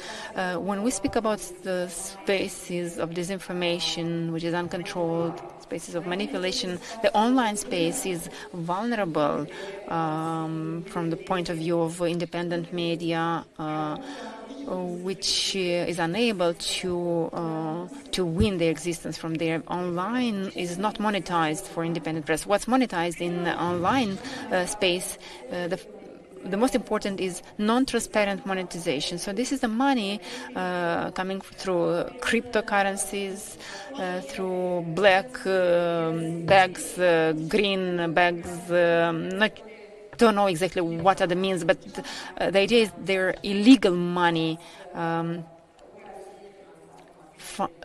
fund the online media and the social media. This is the responsibility of the state to make interventions here and to have regulations, not just in terms of the content, but also in terms of the sources for existence of the media. Natalia mentioned about the need for cooperation. I frankly think this country has a chance not to fail only if it understands how important cooperation among institutions is, not necessarily among governmental institutions, but among governmental institutions, civil society and institutions, among media and all the other stakeholders I have mentioned. If we speak about FIMI, I'm concerned a lot about the fact that in Moldova, information is not treated as a product. and this is very important. Could you please tell me how many of you are reading, when you go to the shop, are you reading from the products what's written on the labels, like how many chemicals it has, like how many of you is reading the labels or the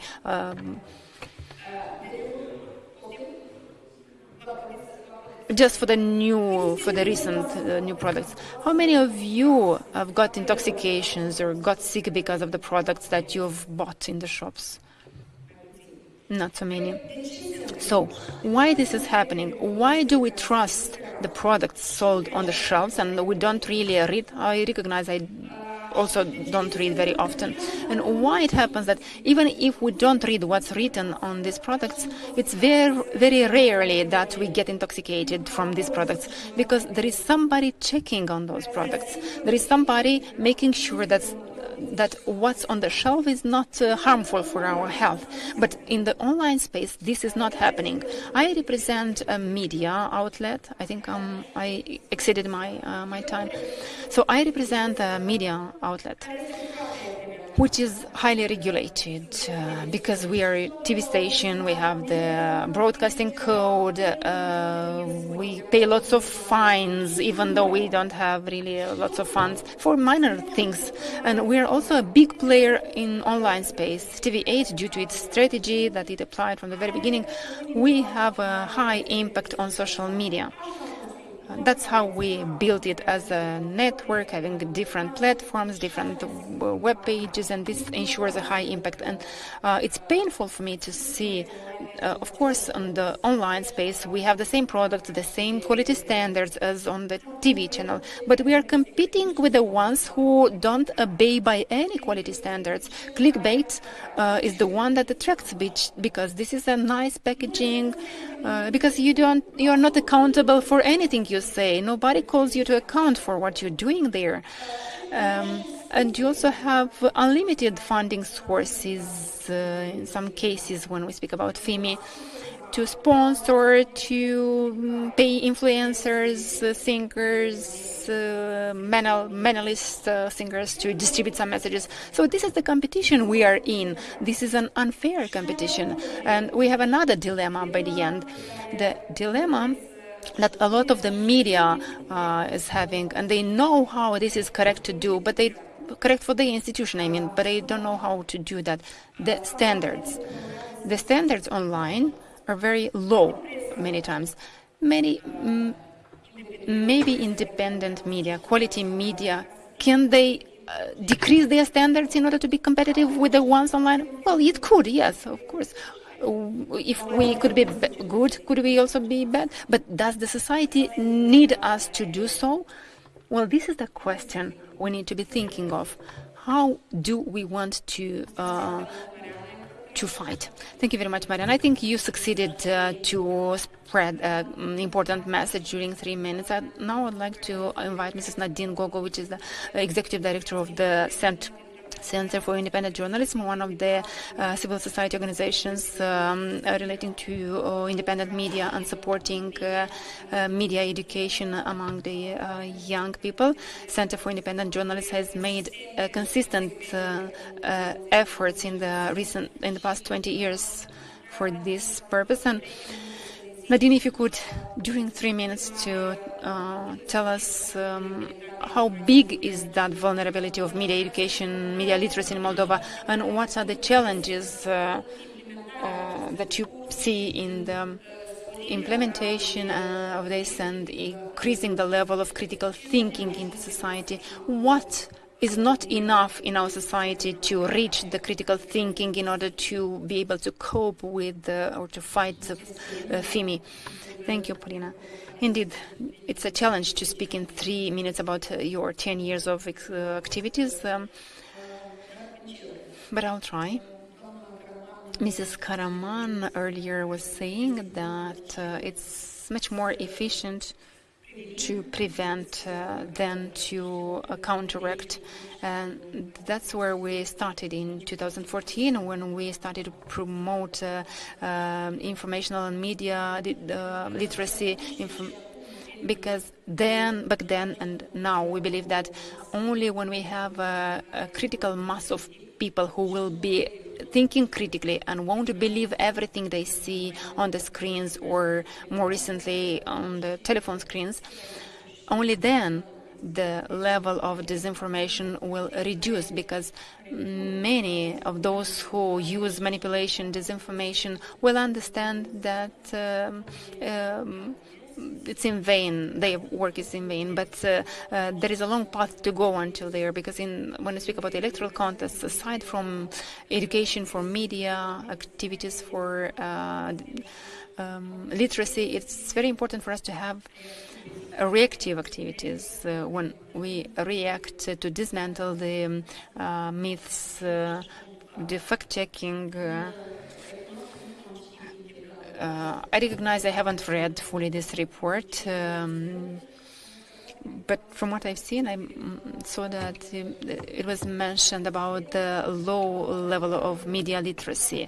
And indeed, we don't have a tool that measures the level of media literacy at national level. There have been some attempts with a focus on perceptions, though.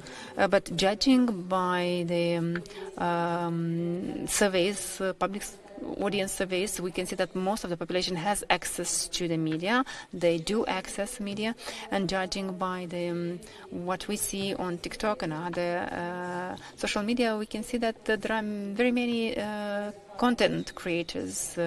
But unfortunately, not so many of them have capabilities to analyze the information, don't have critical thinking, and we can see that based on massive distribution of posts of disinformation, fake news, and so on. This is something that we all need to focus on, both the civil society and the governmental institutions. I shall not comment on the Independent Journalism Center. We did a lot.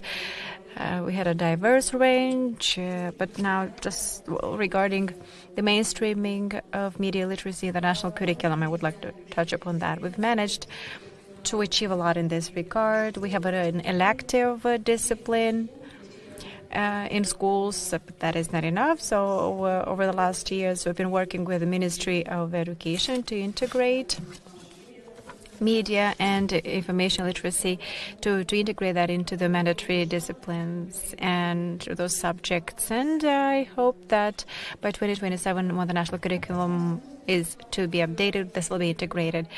There was a lot of discussion about putting focus on areas, regions where Russian is predominant. As regards schools, that's more difficult. The media literacy course is not an elective subject in schools where the teaching language is Russian, because they have several optional courses included than compared to schools teaching in Romanian, and they just don't have time. The children can't absorb more than they can do. I mean, there are 6-7 classes in a day, not more. As regards civic education campaigns, there's a lot of work. The center is also engaging in a lot of activities. On this note, I would like to mention the interministerial plan of the Ministry of Education, the Ministry of Culture together. There are other governmental institutions covered as well, whereby the governmental institutions have included a number of activities in their action plans to promote media literacy. So this is very good already. It is our hope that over the next years a lot will be happening to ensure further developments. As regards support for journalism, I shall not address that. I know Mariana has spoken about it quite at length, but I tried to be, very succinct and address as much as I could. Still in a nutshell. Thank you.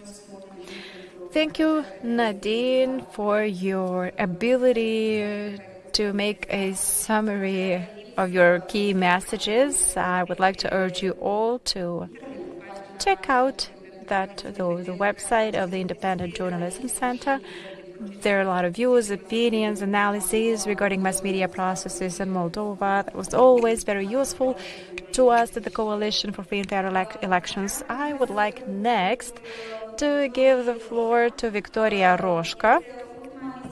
She's the last on the list of keynote speakers for this battle, but she is nevertheless very important. She plays a key role in opinion setting in Moldova, and thank you very much for agreeing to be with us. I know that this is a platform that might not be that ordinary for you.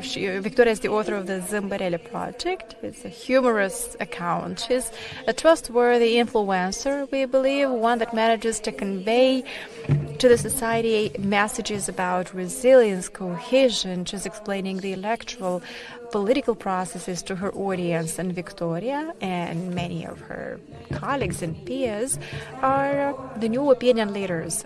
A post of theirs reaches about 1 million people. And it is enough for Victoria or somebody else from the influencers' crew to put up a post, and then citizens' opinions change regarding some policy of the government or some processes. For instance, there can be consultations of days and months regarding certain processes, and then they can sway the opinion of people with one single post. So that's why it's so important to keep in touch with them in terms of informing the population and creating or encouraging certain attitudes. So, Victoria, 3 minutes for you too to share with us your opinion regarding the role of opinion setters, opinion leaders, given the FIMI phenomena. What do you think can be done to differentiate properly what influencers and opinion leaders, opinion setters are good and are bad, so to speak? How to differentiate between those who are transparent and aren't? Because there can be some influencers that for money are ready to convey any message, even if it is not aligned with values and morality. Thank you for the invitation. This format is indeed new for me. I was educated as an actress, in fact, and 7 years ago I started this vlog. I call it Zâmbărele. People would often ask me, why Zâmbărele? And I often say that we're just there to laugh at certain issues, at things that happen in our society that don't always seem to be right. And then 7 years later, I have 500,000 subscribers, followers. This is, I would say, a very large community. That's how I turned into an influencer. I have to admit that in the beginning, initially I was trying to stay away from politics. But that until the war began in Ukraine. It scared us all out of our minds, and there were people at the border, and then they would write to me. They say, Victoria, put this in your story, look at these people, 10 people, they need transportation. I tried to make myself useful. I realized that I can help one way or another. I can help people out. I can give them a hand, and I can help my country. Why not? Well, seeing as TikTok was increasingly popular, and I too participated in some live streaming. Actually, I've seen people live streaming. They had an influence, but also they were not making sense. So that made me want to be on the other side and to deliver, to convey some useful messages to my community, to my audience, but I didn't want to try to educate them or to tell them how they have to behave. It's not like I wanted to be there and say, look, I will tell you how you have to conduct yourself, or what you have to do. So I thought I shouldn't go this way, because otherwise people would unsubscribe or stop following me. So I needed to think of a way, of a method to apply and to talk to people in such a way so that I myself, my team, the characters, we're like them, people who are looking for the truth. And it worked. We created 2 characters, 2 elder ladies, Elita and Virgilia.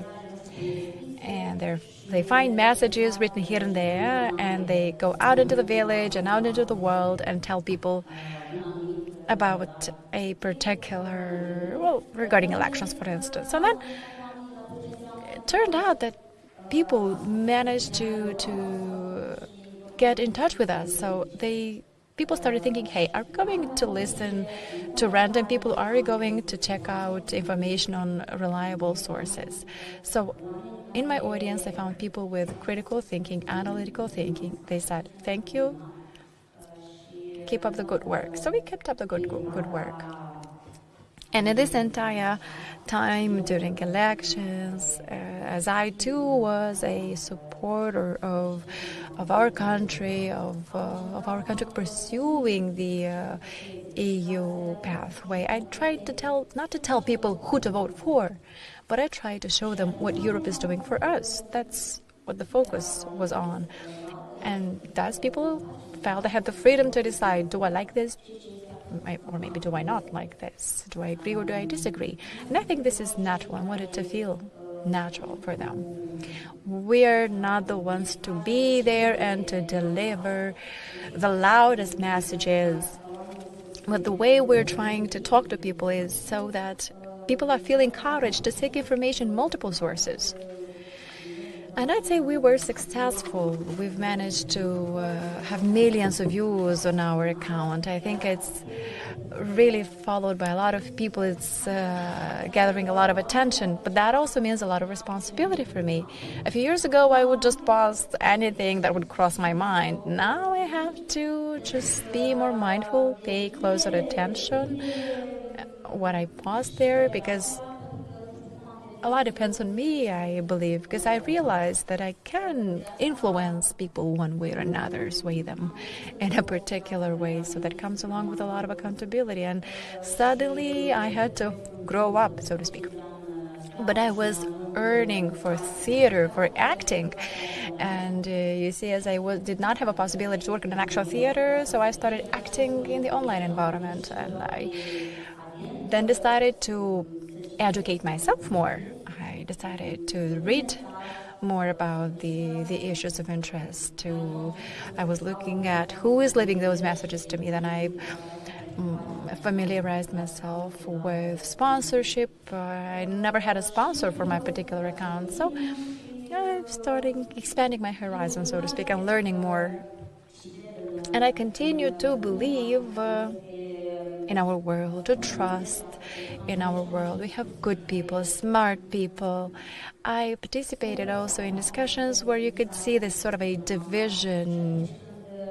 They're like clearly cut line, a line that is dividing people. And sometimes you can have a message that does not show any empathy, but cuts through, so to speak. And then if you're trying to judge people for what they believe in, but you don't try to even understand their experiences, what made them feel or think like that. I mean, the older generations, grandparents, older generations, we found the key to their heart, I believe, and there's more credibility attributed to us than this. In the stories, sometimes we show the borscht that we're having and saying, you know what, I too don't know this or that. So we're also showing how we are vulnerable, and then we invite them to engage together into exploring a particular matter. Let's give it some thought. So, want it or not, we are people who require a little bit of somebody being there for us, answering our questions, catering for our needs. We like to feel important, cared for, loved. And as I was educated as an actor, I learned how to do it. And I think that with my community too, I am straightforward and kind concurrently. But, I am maturing, I'm growing up as a personality. Thank you. It is a pity that we had to cut short this panel. But I believe that we nevertheless managed to recognize again the importance of the different stakeholders, how much they matter to build the resilience of a society. And we have to recognize that vulnerabilities need to be talked about. And I think this is something that worked during these elections. We've all admitted that we are vulnerable, that there are issues, that we need to do ABC in order to protect the integrity of the electoral process. And I believe that we all deserve a round of applause too, because we've managed to do our work the way we should have. Each and every one of us has acknowledged their role and has worked towards fulfilling their duties and responsibilities. I would like to thank everyone for this panel, and before we say goodbye, I would like to give 30 seconds to Mr. Boțan for closing remarks. Over to you. Polina, the key conclusion is that you are the best facilitator. You have managed to discipline us all. Now, some general conclusions. We've had 3 panels, and And you have seen yourselves how different they were. The first one was dedicated to public institutions. It was all about that, those institutions that have to stand up to foreign interference. And they largely managed to do so, but it continues to be the case that one has to work towards strengthen cooperation between institutions as set out in the Electoral Code in Article 28. The second panel was all around and about money, and where money is at issue, the discussions are going to be heated and contradictory. We are really delighted that today's event has given all of us the possibility to engage in contradictory discussions even. There is no limit when it comes to wanting to reach to perfection. But we are thankful to all those who worked hard and nevertheless, despite accomplishments, there still are issues that are worthy of our attention. And those who claim that things should be perfect, they too should work on becoming themselves perfect. And the third panel, very nice and cute, if I may call it that. We've had people here in front of us who are active agents in the media. They engage in journalism, they talk to people, and this is very important. It matters a lot because manipulation is carried out through the media. And decent people who work in the media, they are examples that need to be put forth, and we get to learn a lot from them, as we just did in this third panel from our keynote speakers here in this panel.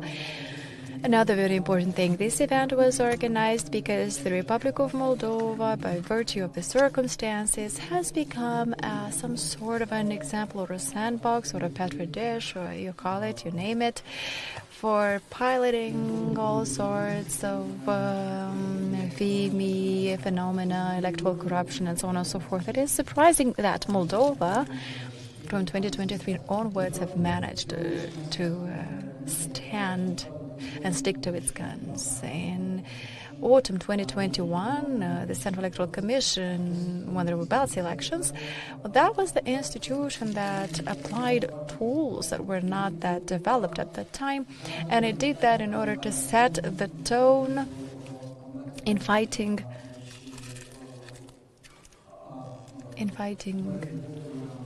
voter bribing, manipulation, and so on and so forth. And this is something that we have to clearly recognize and speak loudly about. And now, in closing, I would like to again express my gratitude to IDEA International. Thank you for supporting this research in Moldova. Moldova is one of the first countries to apply this new methodology developed by IDEA International. And therefore, we understand that our example, the example we're setting, the report that we drafted, well, these can become a sample, a model to be followed by other countries who encounter similar issues in Europe or elsewhere where IDEA International has programs or supports programs. Having said this, I would like to thank you all for participating in this event, and I hope that this event on FIMI will have continuity, and our efforts hopefully will diminish as much as possible diminish as much as possible the FIMI phenomena, so that we as citizens of a country that is willing to be a developed democratic society, so that we can enjoy our freedoms. In the very beginning, I've mentioned that for us, it was very important to understand how public institutions took action, how they acted, and while not missing out of sight the idea that Moldova needs to stay a state dedicated to the rule of law, where rules respond to challenges posed by those who want to change the course of our country away from democracy. Thank you all. And let's all indulge ourselves in discussions over late lunch, perhaps. Networking lunch.